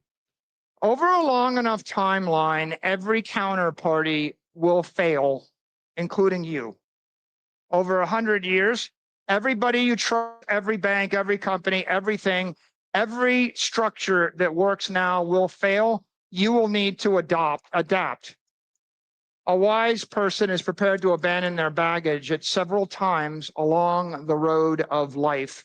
So be prepared, have a plan, work it now, be monitoring it every quarter or every year. And at some point, when that is no longer the right path, don't be ashamed to change the path.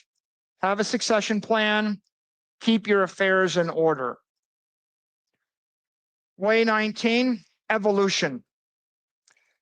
Build on your core strengths, leverage your strongest assets.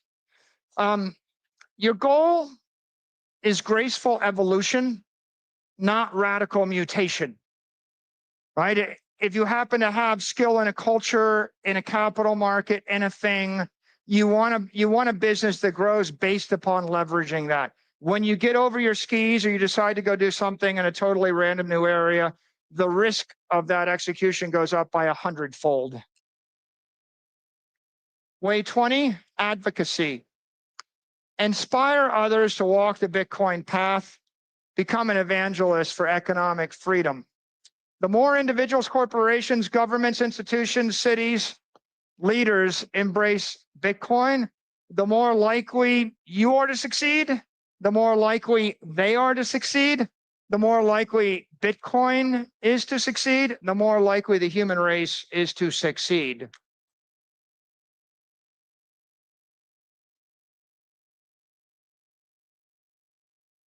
'21. The way to wealth is through generosity. When you are successful, and you will be successful, get up every morning and spread happiness, share security, deliver hope to those less fortunate than you. You found the path first. You found the way first. You should spread good karma.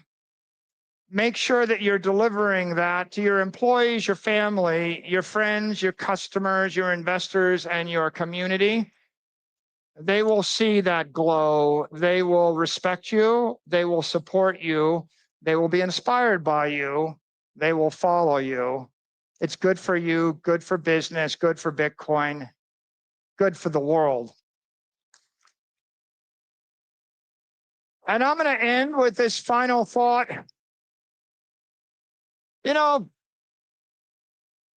16 years later, and $2 trillion of proof later, and after who knows how many millions of pages of wisdom have been delivered to the world, I'm able to give you this speech. But someone much greater than me, Satoshi, with none of that information, with none of that proof, with none of that time, said this many, many years ago, the most important 12 words in the English language. It might make sense to get sung in case it catches on. Edward. Thank you for your support. I'm here because of all of you, and I look forward to seeing you next year.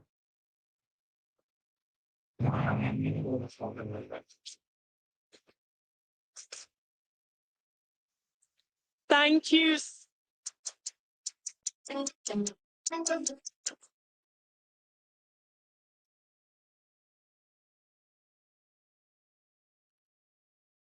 What is the key to progress? Is it more machines, more money, more buildings? Or are those just the outcomes?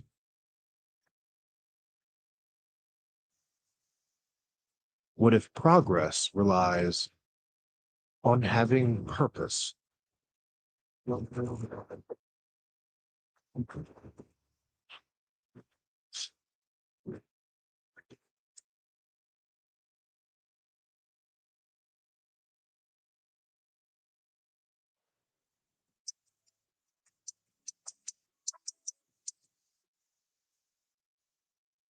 back to the Bitcoin Magazine News Desk presented by Mara. You just heard Michael Saylor's 21 Rules to Wealth. You're about to see the grand finale here of Bitcoin 2025. He created the first global free marketplace. He was arrested and sentenced to a double life sentence. 11 years later, he was pardoned by a president, resurrected by a global monetary revolution he helped to start. We're talking about Ross Ulbricht about to take the stage. We've got a panel here to break it down. What you're about to see is history. We've got Frank Corva, senior White House correspondent for Bitcoin Magazine, Juan Galt, business reporter for Bitcoin Magazine and editor-in-chief of Bitcoin Magazine, Aaron Van Werdum. Aaron, the Ross Ulbricht cover of the Freedom Issue. We're about to see Ross take the stage right now. Take us into the emotion behind this moment. There is a packed audience in there that's about to see something they've never seen before. Yeah, no, this is truly a special moment. If there was ever a Bitcoin legend, Ross is certainly one of them. I think many, especially sort of OG Bitcoiners that have been around for a long time, heard about Bitcoin for the first time through Silk Road. I'm one of them. Friends of mine were buying stuff off Silk Road. That's how I heard about it. That's why I got here. To see him being freed after all these years, it was really a Bitcoin community effort, I would say. The Bitcoin community rallied behind him all these years, kept him on the radar, and he's walking around as a free man. Now he's here. They drew pictures, they sold art, they wrote poems about Ross. You're about to see him. We're about to hear him speak his first ever Bitcoin conference appearance, his first ever speech at one of these events. Frank, can you tell us about this moment?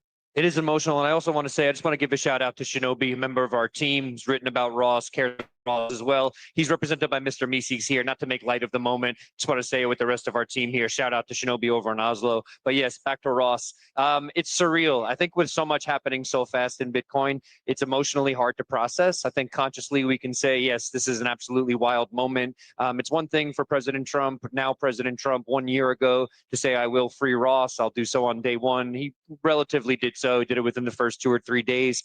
It's another thing to see it actually happen. And I think to get a full pardon and to know that Ross, I saw him walking around backstage, kind of couldn't believe my eyes. It just totally surreal. Because what happened here, right? Like the Bitcoin community, we banded together. We didn't forget about someone who really was, who showed what the use case for Bitcoin was 11 years ago or 12 years ago, whatever it was. We didn't forget about him. We stayed true. We got a president in office thanks to the work of David Bailey and everybody that petitioned Trump to make Ross a priority. It happened. We're now looking at live at the main stage, a packed audience, people filing in to see Ross. Juan, want to talk about the weight of Ross Ulbricht's appearance that you're about to see. This is someone who brought the cypherpunk spirit to the online commerce community. He created a website that was one of the most successful products of its day. Can you speak to that? Yeah, I mean, Ross is a legend because he was one of the first entrepreneurs to understand Bitcoin. He was a visionary. He saw the vision. He implemented it in a hostile environment. He demonstrated that Bitcoin can work in a hostile environment, a very technical and deep hostile environment. And he introduced Bitcoin to the market and to the world. And I think it obviously brought a lot of people in. A lot of people are multimillionaires thanks to Ross because they were buying weed on dark web, 15 years ago. Well, you can see Ross has an emotional letter in the newest Bitcoin magazine on newsstands now, the Freedom Issue. Aaron, can you speak a little bit about putting together this issue, knowing that it was going to lead to this moment, knowing that Ross was going to take the stage and that he would speak to us for the first time? Yeah, I mean, when he got freed, it was actually your idea, Rizzo, that we should, credit to Rizzo, that Ross should be the new cover star and that we should focus on freedom as a topic. Right, Bitcoin is freedom money. It allows anyone to pay anyone else anywhere in the world for anything they want. Ross showed us a very, radical version of that. But like one was pointing out, like it really showed the potential of Bitcoin. Silk Road needed something like Bitcoin to operate it. Bitcoin had these unique features that Ross was able to leverage. like no one before him, really. One of the most successful Bitcoin entrepreneurs, of course, was building when Bitcoin was 10 cents. Frank, what do we want to hear? What does Ross need to deliver here? Does he need to deliver anything? I think his presence alone is going to speak volumes. I wouldn't be surprised to see maybe him break down. I think most of the people in the audience will also do the same. Might kind of have a bit of a contagious effect where that's what happens. I don't know. I just think generally speaking, I'm assuming there's going to be a lot of gratitude, thanking the audience. We're going over to the main stage. I hear now that we've got a special poetry reading to set the stage for what you're about to see. History at the Bitcoin conference, Bitcoin 2025. Ross Ulbricht about to take the stage.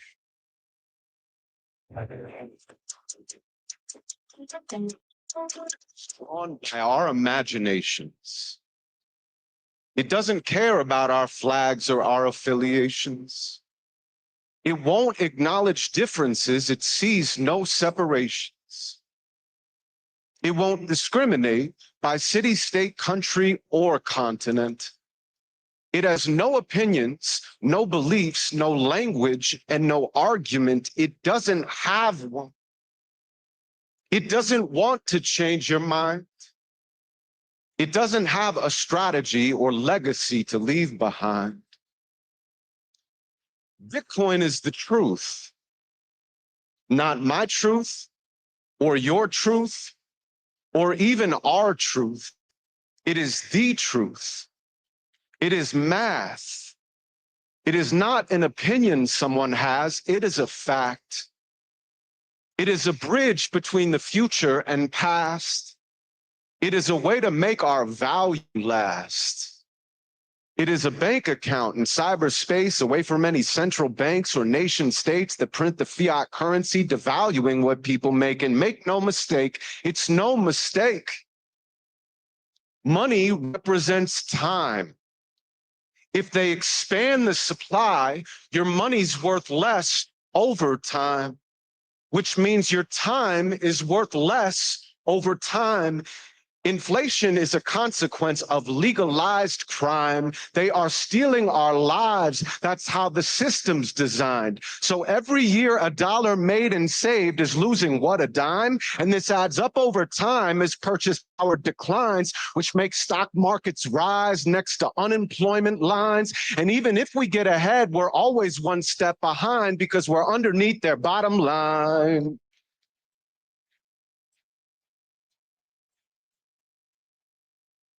We're hypnotized until we only follow dollar signs. We put ourselves in debt on credit lines and borrow just to fund our picture-perfect lives. We borrow why? So we can buy something that we don't like, impressing people we don't like, then put off paying full price and the interest rates are high.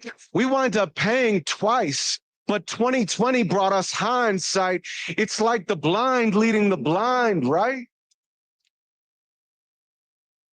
They sent us checks that we paid for ourselves after the supermarket doubled all the food they put on shelves. And since everything's financialized, everyone's incentivized to spend their cash on assets or invest in something centralized. It's getting harder to survive. But we're distracted because the revolution's televised. It's interactive because the world is dematerialized. It's all online, so they feed us lies in real time while we pretend we feel fine.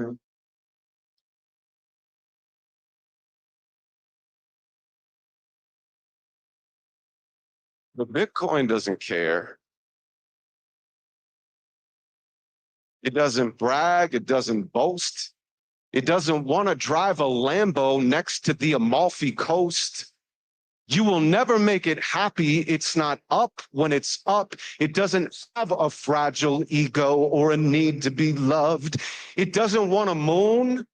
It doesn't want to mine with diamond hands. It just does block after block. It has no other plans. You will never hurt its feelings. It's not down when it's down. It doesn't want your validation. It just solves the next equation.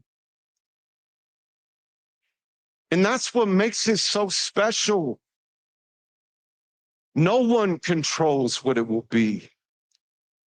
Is it a global store of value or digital property? Is it the internet's first real native currency? Is it all of the above or something we have yet to see? Because no matter what it is, you can't deny that it is free.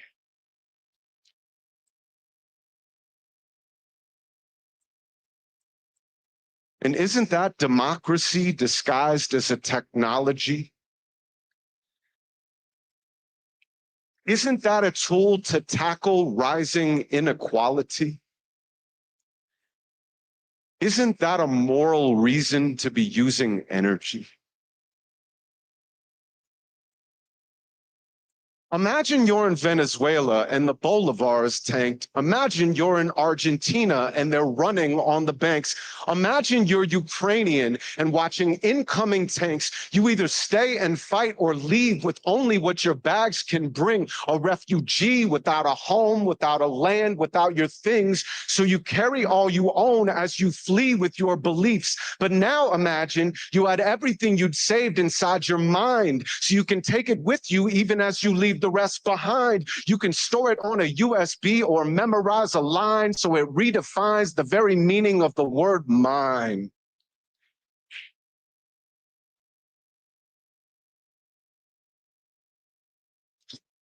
See, strangely, no one's noticed yet, but BTC is the only tech without a CEO, PR team, or offices. That's why Maxis market through obnoxious memes and call it work. Bitcoin is a decentralized global monetary system protected by an incorruptible software that's defended by a distributed network, which is hard to fit on a shirt. Let's go with Bitcoin is hope or have fun staying broke. It's like a digital immune system that's protecting the host, but the host doesn't care.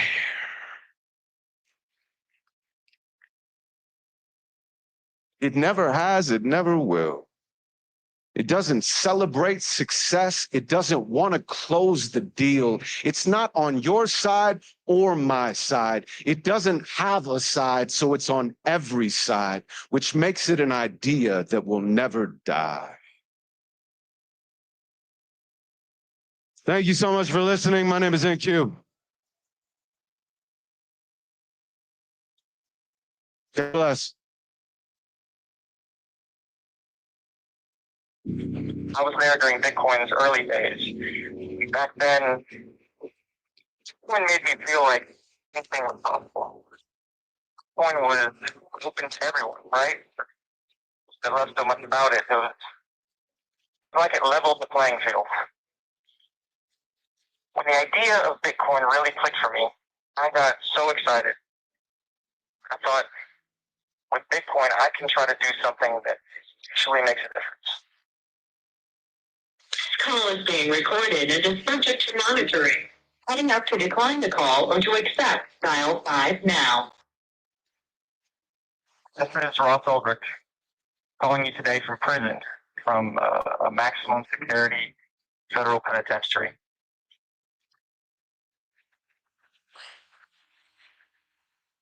If nothing changes, I'll spend the next few decades in this cave.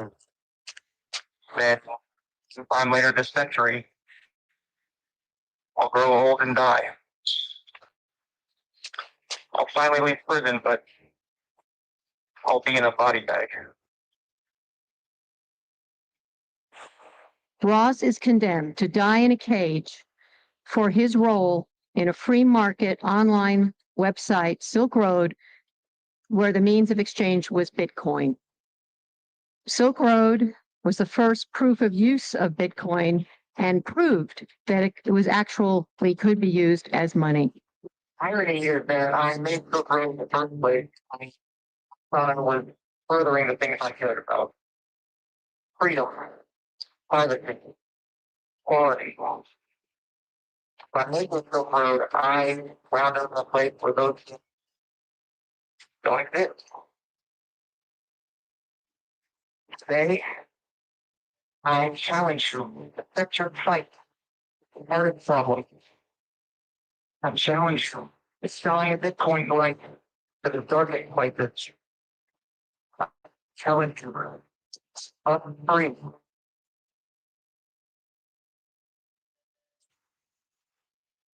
And if you vote for me on day one, I will commute the sentence of Ross Ulbricht to a sentence of time served. Today, I repeat my pledge to commute the sentence of Ross Ulbricht to a sentence of time served. It's enough. It's enough. We are now projecting that the next president of the United States is Donald Trump. The Fox News decision desk can now officially project that Donald Trump will become the 47th president of the United States. I, Donald John Trump, do solemnly swear. President Trump today signing a pardon for Ross Ulbricht, the creator of a dark web marketplace named Silk Road.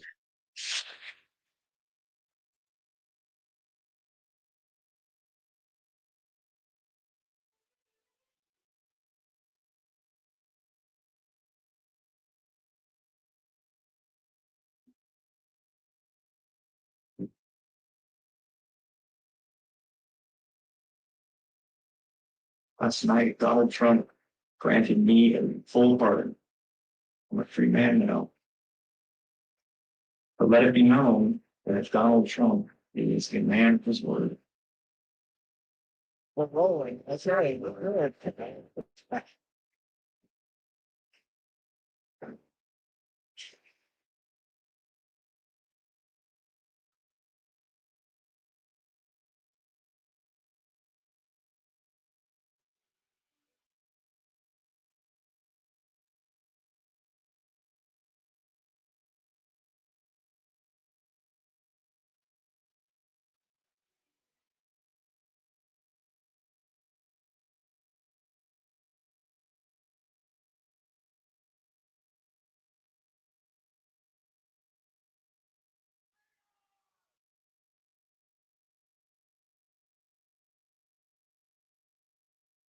There's a lot to talk about, and I look forward to re-engaging the free world. And so once I'm feeling up to it, we'll talk again.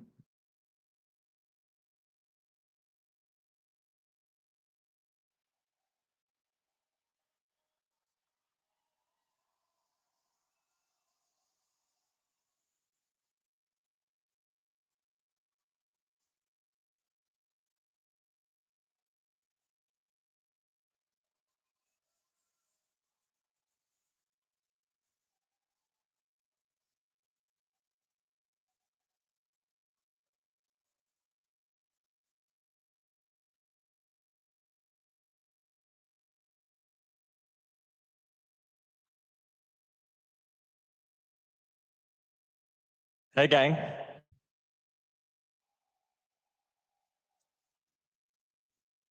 So I'm not in a prison cell anymore.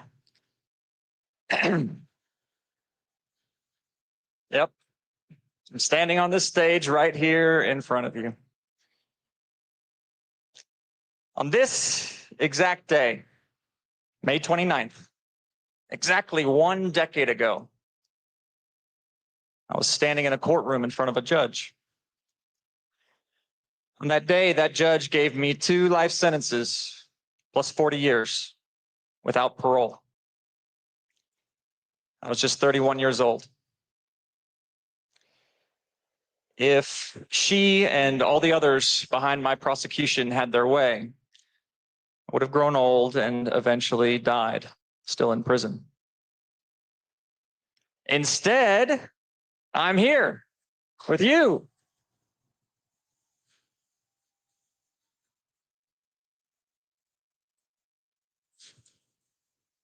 Just a few months ago, I was trapped behind those prison walls and didn't know if I would ever get out.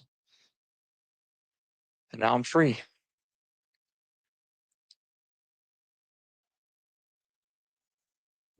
I'm free, and it's because of you.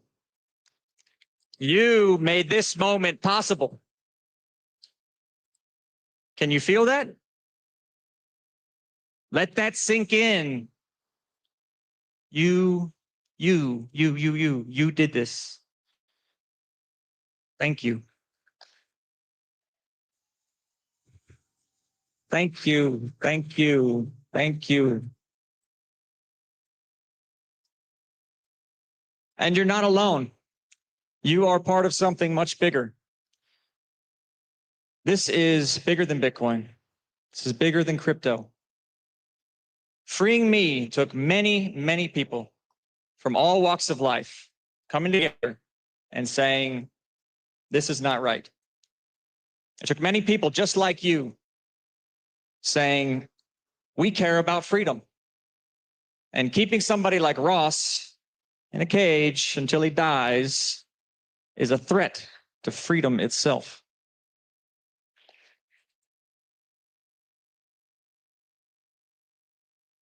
It took President Trump recognizing that an injustice had been done and that so many of you demanded that I be freed.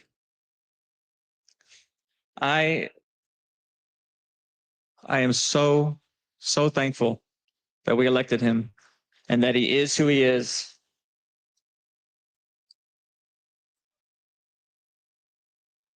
Yep. He's a man who does what he says he'll do. He said he would free me, and he did, period. He's a man of integrity. So a few years ago, when I was still in prison, trapped and desperate, I spoke to you at this conference through the prison phone. By show of hands, how many of you have heard the speech I gave at Bitcoin 2021? Okay, probably about 20% of you. In that speech, I wanted you to understand what it means to lose your freedom. I wished I had known before I created Silk Road, before I risked my freedom. So those lessons that I had to learn the hard way, I wanted to give to you. I lost even more of my freedom because of that speech. The prison threw me in the hole over it for a while. And when they let me out, they put me under heavy surveillance for years, all the way up to the point that President Trump pardoned me. But you know what? I'm glad I did it. I am.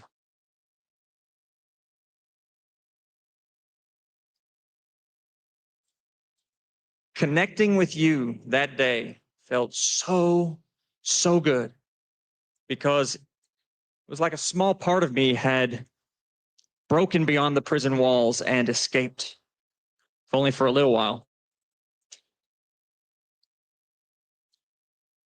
So today is the mirror image of that day. Today, I want you to understand what it means to win your freedom. Winning your freedom. Winning your freedom feels as amazing as losing it feels awful. I want you to understand that. I want you to understand that because when it comes to freedom, we're not there yet.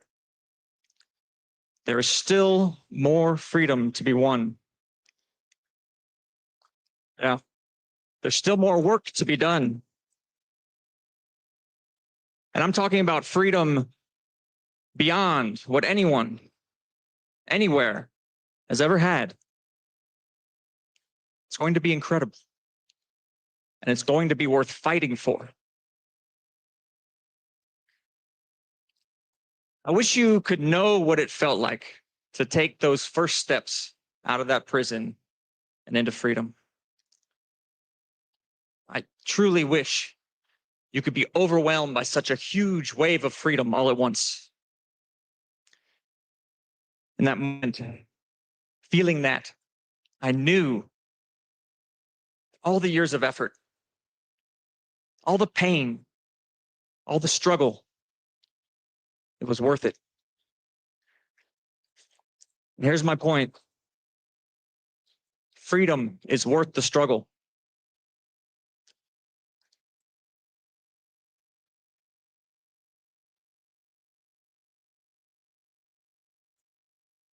Now, if you can believe it, I actually got used to being in prison.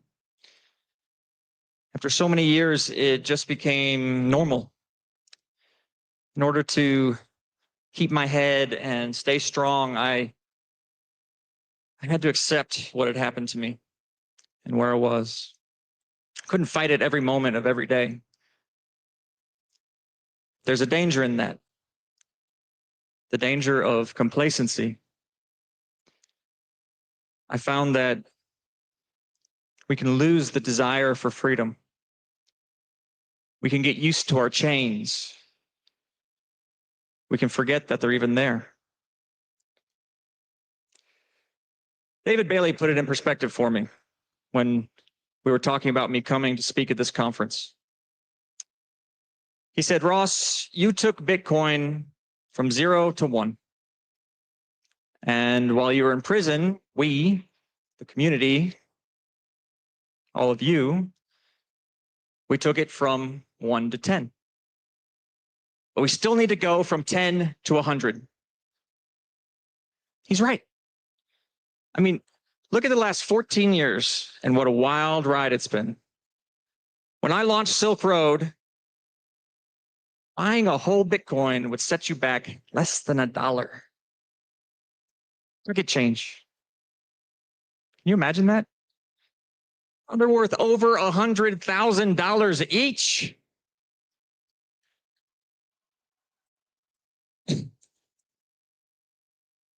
Back then, there was just one exchange you could buy them on, unless you wanted to scour message boards or go to local meetups. Now it seems like every app I download has a built-in wallet with one-click buying options.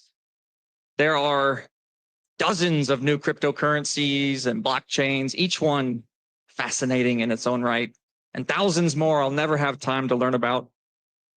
There's DeFi and Web3, and now there's AI to help me navigate it all. It's nuts. I effectively went into a time capsule in 2013, and now I'm coming out like Rip Van Winkle. I mean, just a few months ago when I walked out of prison, I'd never seen a drone. I had never experienced AI. I still haven't. Sorry, VR. The headsets, yeah, haven't done that yet. I had never chatted with AI. It's all hitting me at once. The freedom, the new technology, the fact that I have a future again.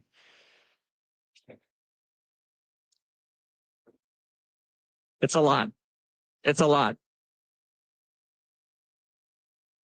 I mean, I was in prison and now I get to live through this incredible time with all of you. What a blessing. What a miracle. What a gift. So when it comes to new tech, I feel like I'm way behind the curve. But I'm starting to suspect that maybe we're all feeling that way, at least a little bit. I mean, everything's moving so fast right now, and it's kind of thrilling to imagine where it's all going. But that question remains. How do we take the next leap? How do we go from 10 to 100? Because of the speed, because of the chaos, it's more important than ever to stay true to our principles. It's easy to lose sight of principle when everything's happening all at once and there's 1,000 things pulling your attention in every direction. Principles should be simple and few. And today I'd like to mention 3. Freedom, decentralization, unity. Remember, yeah, you got it. So remember those 3: freedom, decentralization, unity. Let me take you back to before I created Silk Road, back in 2010. I wanted to have some magic mushrooms on hand to sell through the site, so it wouldn't be totally empty when I launched it. But I didn't want to get them from a friend of a friend or whatever because I didn't want to get caught. Look how well that turned out. So instead, I rented a cabin outside of town where I could grow my own. But when I showed up at the cabin, I found that there were 7 wasp nests tucked in all the corners of the front porch, with one big one hanging right over the front door. There were wasps everywhere. They were swarming in the air and crawling all over the nests. The cabin was totally uninhabitable, and the wasp infestation needed to be taken care of. But I didn't want to call an exterminator or involve my landlord for obvious reasons. So I was on my own. But I remembered a trick that my father had shown me when I was a kid for removing wasps. What he did was he got a towel and spread it out in his hands, and he got as close as he could to the wasp nest. And then at the last moment, he darted out, wrapped it up, and cinched the towel closed. The wasps couldn't sting him through the towel, and they couldn't get out. So incredibly, it worked. So there I was on the wasp-infested porch. My heart was pounding as I prepared to do what I'd seen my dad do. Like many things I've done in my life, I wouldn't try this one at home. So I selected the nest that was furthest from the others because I didn't know if the other nests would come to their aid and sting me. Spread out the towel, got as close as I could, ready to flee if I had to. But when I wrapped up the nest, nothing happened. It was as if the other wasps didn't even notice. So I was able to go around the porch and carefully remove each wasp nest one by one until there were no more wasps, not even the big nest over the front door. So why did I tell you this story? Let's look at what made the wasps strong and what made them weak. And remember, freedom, decentralization, unity. The wasps were strong because they were free. Each wasp could act independently, and it was impossible to keep track of so many individual wasps. A sting could come from any direction. Freedom is our strength as well. In prison, my every move was monitored and controlled. I was constantly dominated by the system I was trapped in. I had no freedom, and that made me weak. But with freedom, we have choices. And with choices, we become unpredictable, just like the wasps. Choice is the essence of freedom. Any one of us could create the next piece of liberating technology that empowers the people of the world. And compared to the constraints I lived under in prison, there's very little standing in our way. Bitcoin doesn't work without freedom. Bitcoin's power comes from the fact that any one of us can mine if we choose to. Any one of us can generate addresses if we choose to. Any one of us can send Bitcoins to anyone else. We are all on equal footing with Bitcoin. With Bitcoin, we're all free.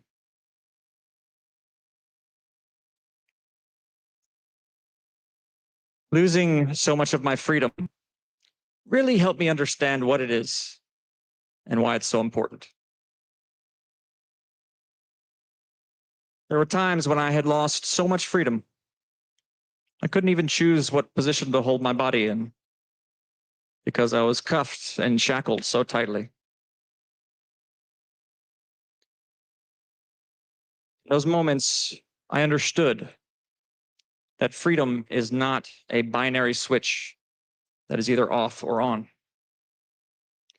Being outside a prison's walls does not automatically mean you are free. And being within them doesn't mean you're not. Because even in those moments, I had choices. I could choose to resist, or I could choose to accept. I could have a peaceful attitude or a belligerent attitude. I could let the people taking my freedom get to me. Or I could find joy deep down inside where they couldn't touch it. In those moments,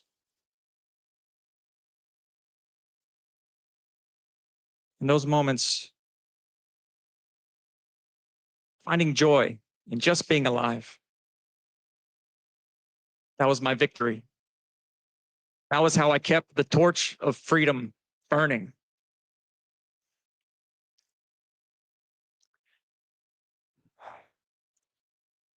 Next, the WASPs were strong because they were decentralized. 7 nests were harder to handle than just one. Had they all been in one big nest, I would have simply removed that nest without worrying about the other wasps coming to sting me. Decentralization is our strength as well. We can argue all day about how things can be more decentralized, and those are good arguments to have. But as a principle, decentralization is the goal that we strive for. Bitcoin's strength is in decentralization. Bitcoin lives on the internet, which is itself decentralized. Anyone can run the Bitcoin protocol and connect online. There are people from every corner of the globe, people we will never meet, validating and mining the blocks that make up the blockchain. There are scores of wallets and exchanges spread out all over the world. And because Bitcoin is decentralized this way, nothing can stop it. Nothing. It's true. And if that wasn't enough, there are countless forks and blockchains, all riffing off of Satoshi's original design. And this too is a form of decentralization. So long as we are free to choose, we want as many of these experiments going on as possible. The strong will survive, and the system as the whole will become more robust and able to adapt.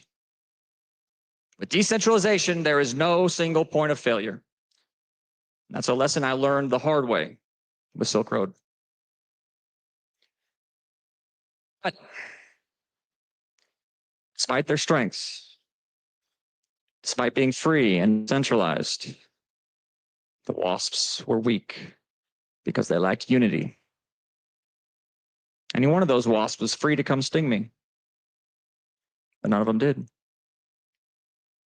They were decentralized, so they had the opportunity, but none of them took it. Had a single WASP dared to come sting me when I reached for that first nest, I would have fled. Those things really hurt. They didn't. Thank God you are not WASPs.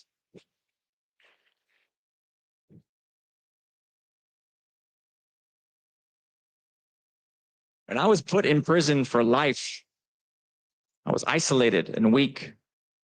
I was stripped of everything, had nothing to give anyone. But you didn't abandon me. You didn't forget me. You wrote me letters. You raised money for my defense. When I was silenced, you spoke up against the slander and the smears. And in the end, when I didn't know if I would ever get out from behind those thick iron bars. You even got President Trump to see that Bitcoin is the future. Yeah, you did that. You got him to see that decentralization and freedom are our future. You said Ross is one of us. You stayed united.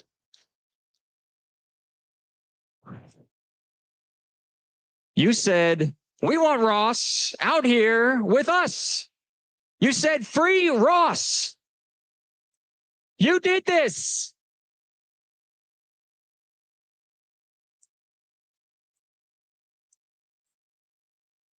There were days when I thought I would die in that awful cage. But somehow that spark of an idea that was Bitcoin back in the early days, that idea I risked and lost my freedom for, it grew into a movement so powerful that more than a decade later, it came back around and freed me.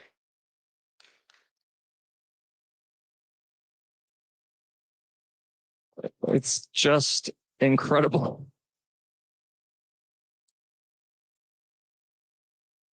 Now, in prison, sadly, the prisoners tend to divide themselves into factions. Resources are scarce and isolated individuals can be preyed upon, so groups tend to dominate, and there are conflicts between the groups. Unity among the prisoners is lost. It's a very difficult environment to navigate, and I didn't understand it at first, but the guards, the wardens, the prison administration, they actually like it that way. They like and encourage the division. Now, why would that be? You've heard the saying, divide and conquer, right? Well, there's a corollary to it which says divide and rule. Prisoners have already been conquered, so it's the job of the prison to rule them. And it's easier to rule when your subjects are fighting each other than when they're fighting you. The only times I saw the wardens show respect to the prisoners was when we were united. When we all wrote letters with a unified message, they showed up and listened. When we all went on hunger strike together, they showed up and listened. Unified, we stopped being treated like objects and started being treated like men, like equals. Unified, we were able to stand together and demand the respect that we deserve. So, how does this apply to us? We can argue all day, but please never see each other as enemies. Those that oppose decentralization and freedom love it when we're divided. I promise you. So stay united. So long as we can agree that we deserve freedom and that decentralization is how we secure it, then we can be united. We can have each other's backs, just like you had mine.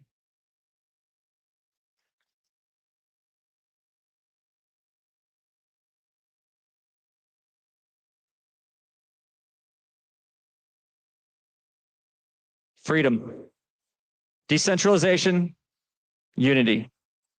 Stay true to these principles, and the future is ours. Thank you.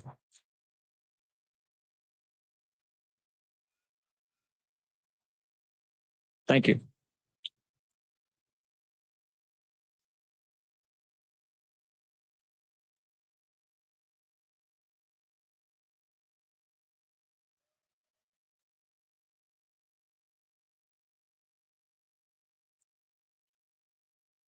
Good night, everyone.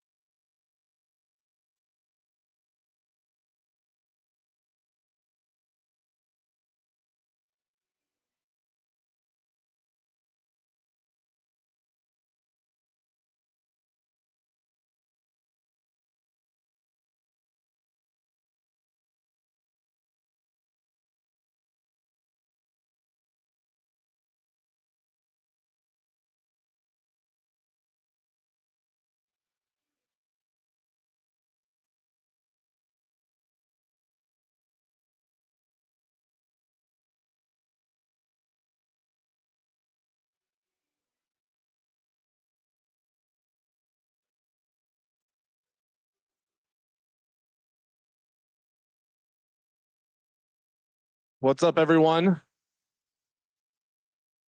You know, someone just pointed out to me backstage that 10 years ago, the price of one Bitcoin was $233. And 10 years ago to this day, Ross Ulbricht was sentenced to 240 years in prison. 10 years later, the price of one Bitcoin is over $100,000, and 10 years later, Ross Ulbricht is free. This community can do anything. Anything we set our minds to, we can go make happen. Thank you for being a part of this week. Thank you for coming to Las Vegas. I'll see you all next year. Go and party. Ciao.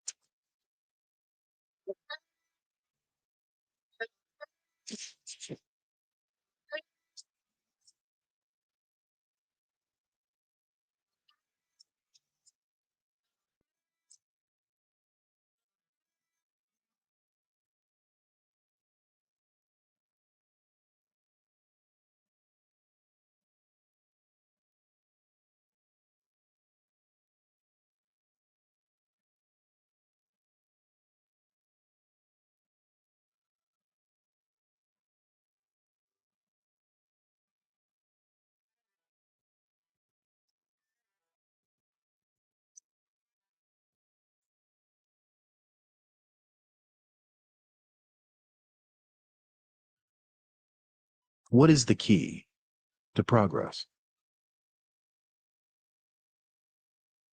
Is it more machines, more money, more buildings?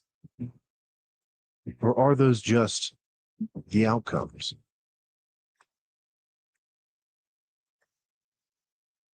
What if progress relies on having purpose?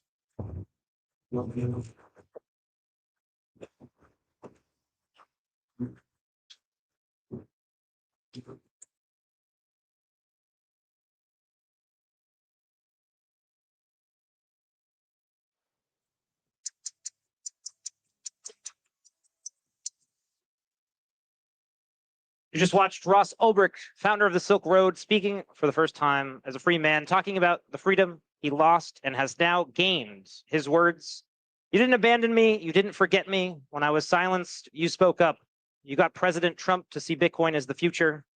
You said Ross is one of us." His message, one of unity. Got a panel here to talk about and react to the history we just saw. We've got Frank Korva, senior White House correspondent for Bitcoin Magazine, Juan Galt, business reporter at Bitcoin Magazine, and Aaron Van Werdum, editor-in-chief at Bitcoin Magazine.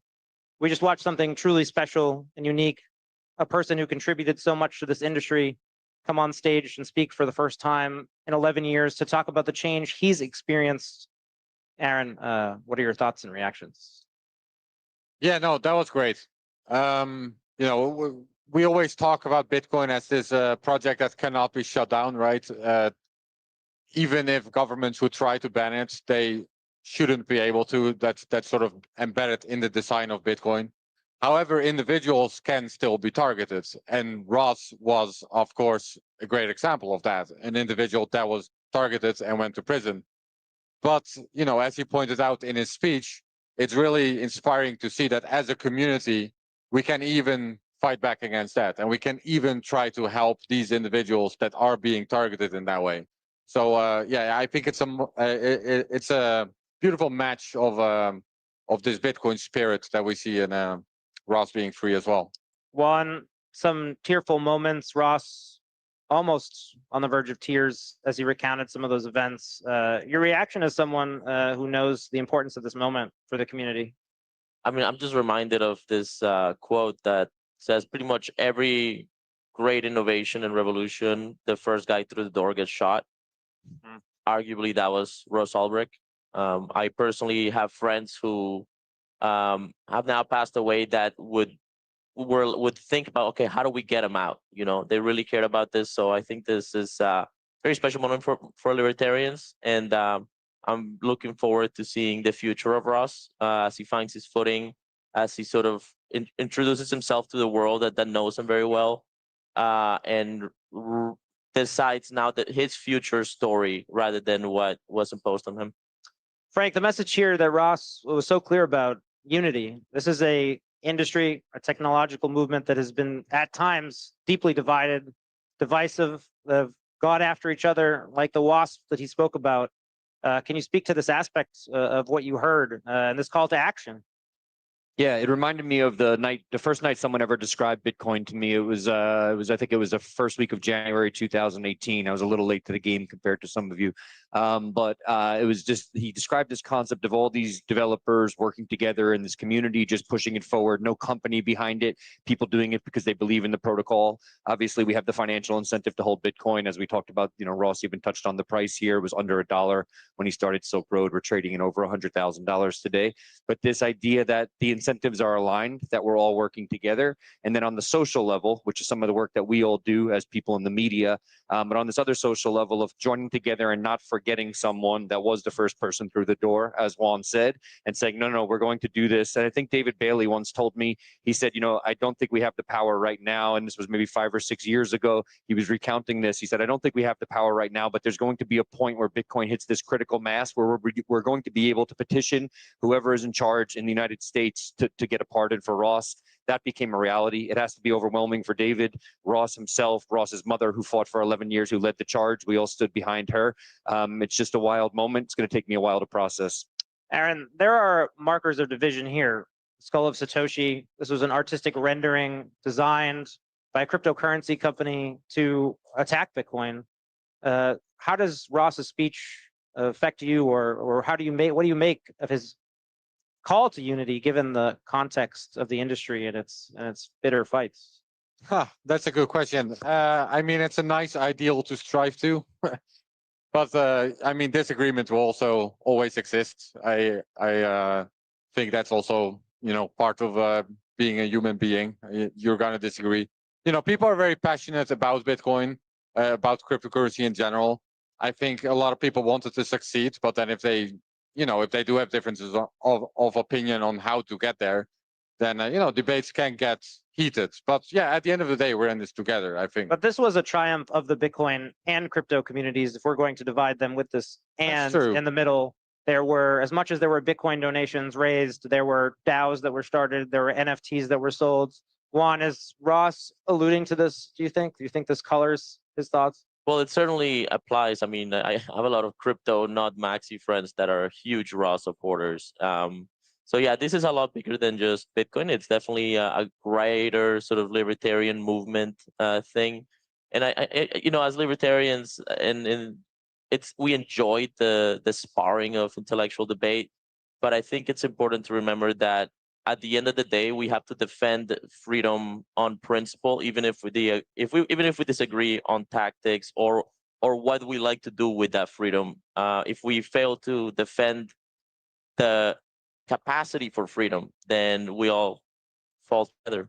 Frank, you're familiar with the fault lines, the community, the tribal nature. Ross comparing this maybe to his prison time, or at least maybe that what might be an undertone to the speech. Yeah, it definitely is. But there's actually, if you don't mind me commenting on something that was going on here, and something that you just mentioned about the division between the Bitcoin and crypto crowd, I've been actually really happy to see people coming together with the Samurai case and Tornado Cash case, not saying, oh, whatever, they were developing Tornado Cash on Ethereum, we're going to forget about those people, and understanding that this is open source technology. These are developers developing freedom tools, tools that activists around the world use on a daily basis. I speak with many of them. Some of them were here at the conference. So these are tools that people need to preserve privacy, to make transactions in ways that can't be made through traditional markets, things that have to happen across the globe digitally that couldn't happen otherwise. So I do think it's really important. We often, we use these words like S-coiners and this and that. We demean other people. What really underpins the Bitcoin is this idea of freedom, right? If people want to use other technologies, that's up to them. We obviously have our Bitcoin only thesis, or a Bitcoin, at least very, very Bitcoin first thesis at Bitcoin Magazine. But when it comes to open source development, Ross had a quote. I wanted to say it if you don't mind. Sure. Any one of us can create the next piece of liberating technology. I loved that quote. I wrote it down because I think we're also seeing things branching out in terms of Nostr, decentralized communication, social media platforms. We don't know what comes next. We know that Bitcoin is probably going to be incorporated with it, but I think keeping an open mind, seeing what comes next, it's going to be an important part of the story moving forward. Well, another undertone, I think, was Ross clearly sees this as an industry that's going to grow, that we're at the beginning of something. Did you get a sense, Aaron, of where Ross sees the future? Well, I mean, it's interesting, from his perspective, as he pointed out, that, he was like in a time capsule, right? He went into the cage when Bitcoin was $1. Well, a bit more, I guess. No, yeah, a bit more. It was $1 when he started Silk Road, and then it was probably $400, something like that. And then, coming out 10 years later when it's over 100K, that must be that must be quite something. And I'm assuming that in these 10 years, he probably didn't get a lot of information about Bitcoin either. So it must be overwhelming for him to, learn about everything that's happened in 10 years. Well, it must be surreal also for him to be at this conference, right? There's so many demonstrations. He talked about how far the technology's improved, opening an app and seeing that you could buy Bitcoin. This was something that wasn't possible during his time. Juan, Frank, your thoughts on where Ross sees the future of Bitcoin and crypto? I think I like this suit, ironically. I think he wears that orange tie very well. It did set a specific mood. Yeah. For the talk. It does, and I appreciate that he is being patient with explaining maybe what he's thinking of doing. I'm sure he's gotten a large, I'm sure he's got a long list of offers of different things he could do. And as far as I can tell, he hasn't really doubled down. He had the opportunity to make an announcement today. He didn't. He gave us a moral to a story, and he gave us an encouragement and a warning. So I appreciate the wisdom he's displaying, and I'm looking forward to following his story. I'm looking forward to his future. Frank, to comment on that, I think he talked about how it's actually overwhelming everything that's happening on a technological front, AI, Bitcoin, and he even talked about other blockchains. I think a lot of us feel that way, but it obviously has to be amplified for him. I've had some conversations with David about this, and I think David's doing the best he can to sort of just introduce him to some of the people who are creating technology in the space. No pressure, just, hey, this is what this guy's doing, this is what she's doing over here. Any interest in working with them, piggybacking on what they're doing, working together. And I think he probably just needs time to feel that out and figure out what feels right for him. If this is even the space that he wants to continue to do work in, who knows where he wants to go. He's I would imagine, he's been out of jail for some time at this point, but he probably still needs some space to decompress and figure out what's right for him. Yeah, he's obviously like a visionary and a very talented, guy. So it will be very interesting to see where he takes it from here. Ross Ulbricht's first public speech as a free man now in the history books. We'll go to a short break. The final moments of Bitcoin 2025 coming up.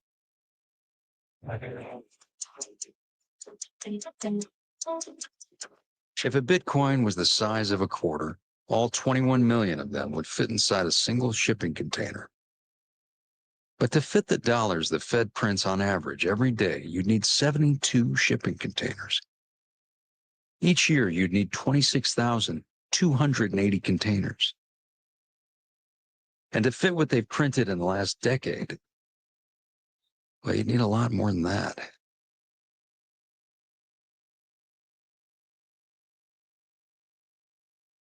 $100 billion.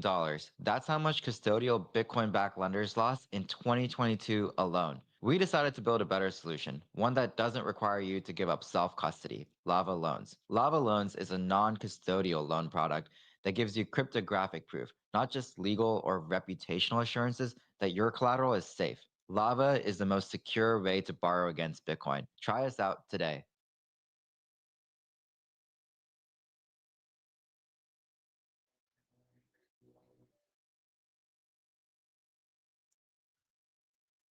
What is the key to progress? Hello, Is it YouTube. more Mr. Mayman machines, BTM here, more money, coming back to close out the Bitcoin conference. A lot of interesting information and a lot of good content. But thank you for joining. Thank you for sharing, and subscribing. And this is day 3 of Bitcoin conference. So let me know in the comments what you like, what you dislike. And as always, stay weird. And it's your main man BTM signing out. And remember to stay dangerous. Miner out.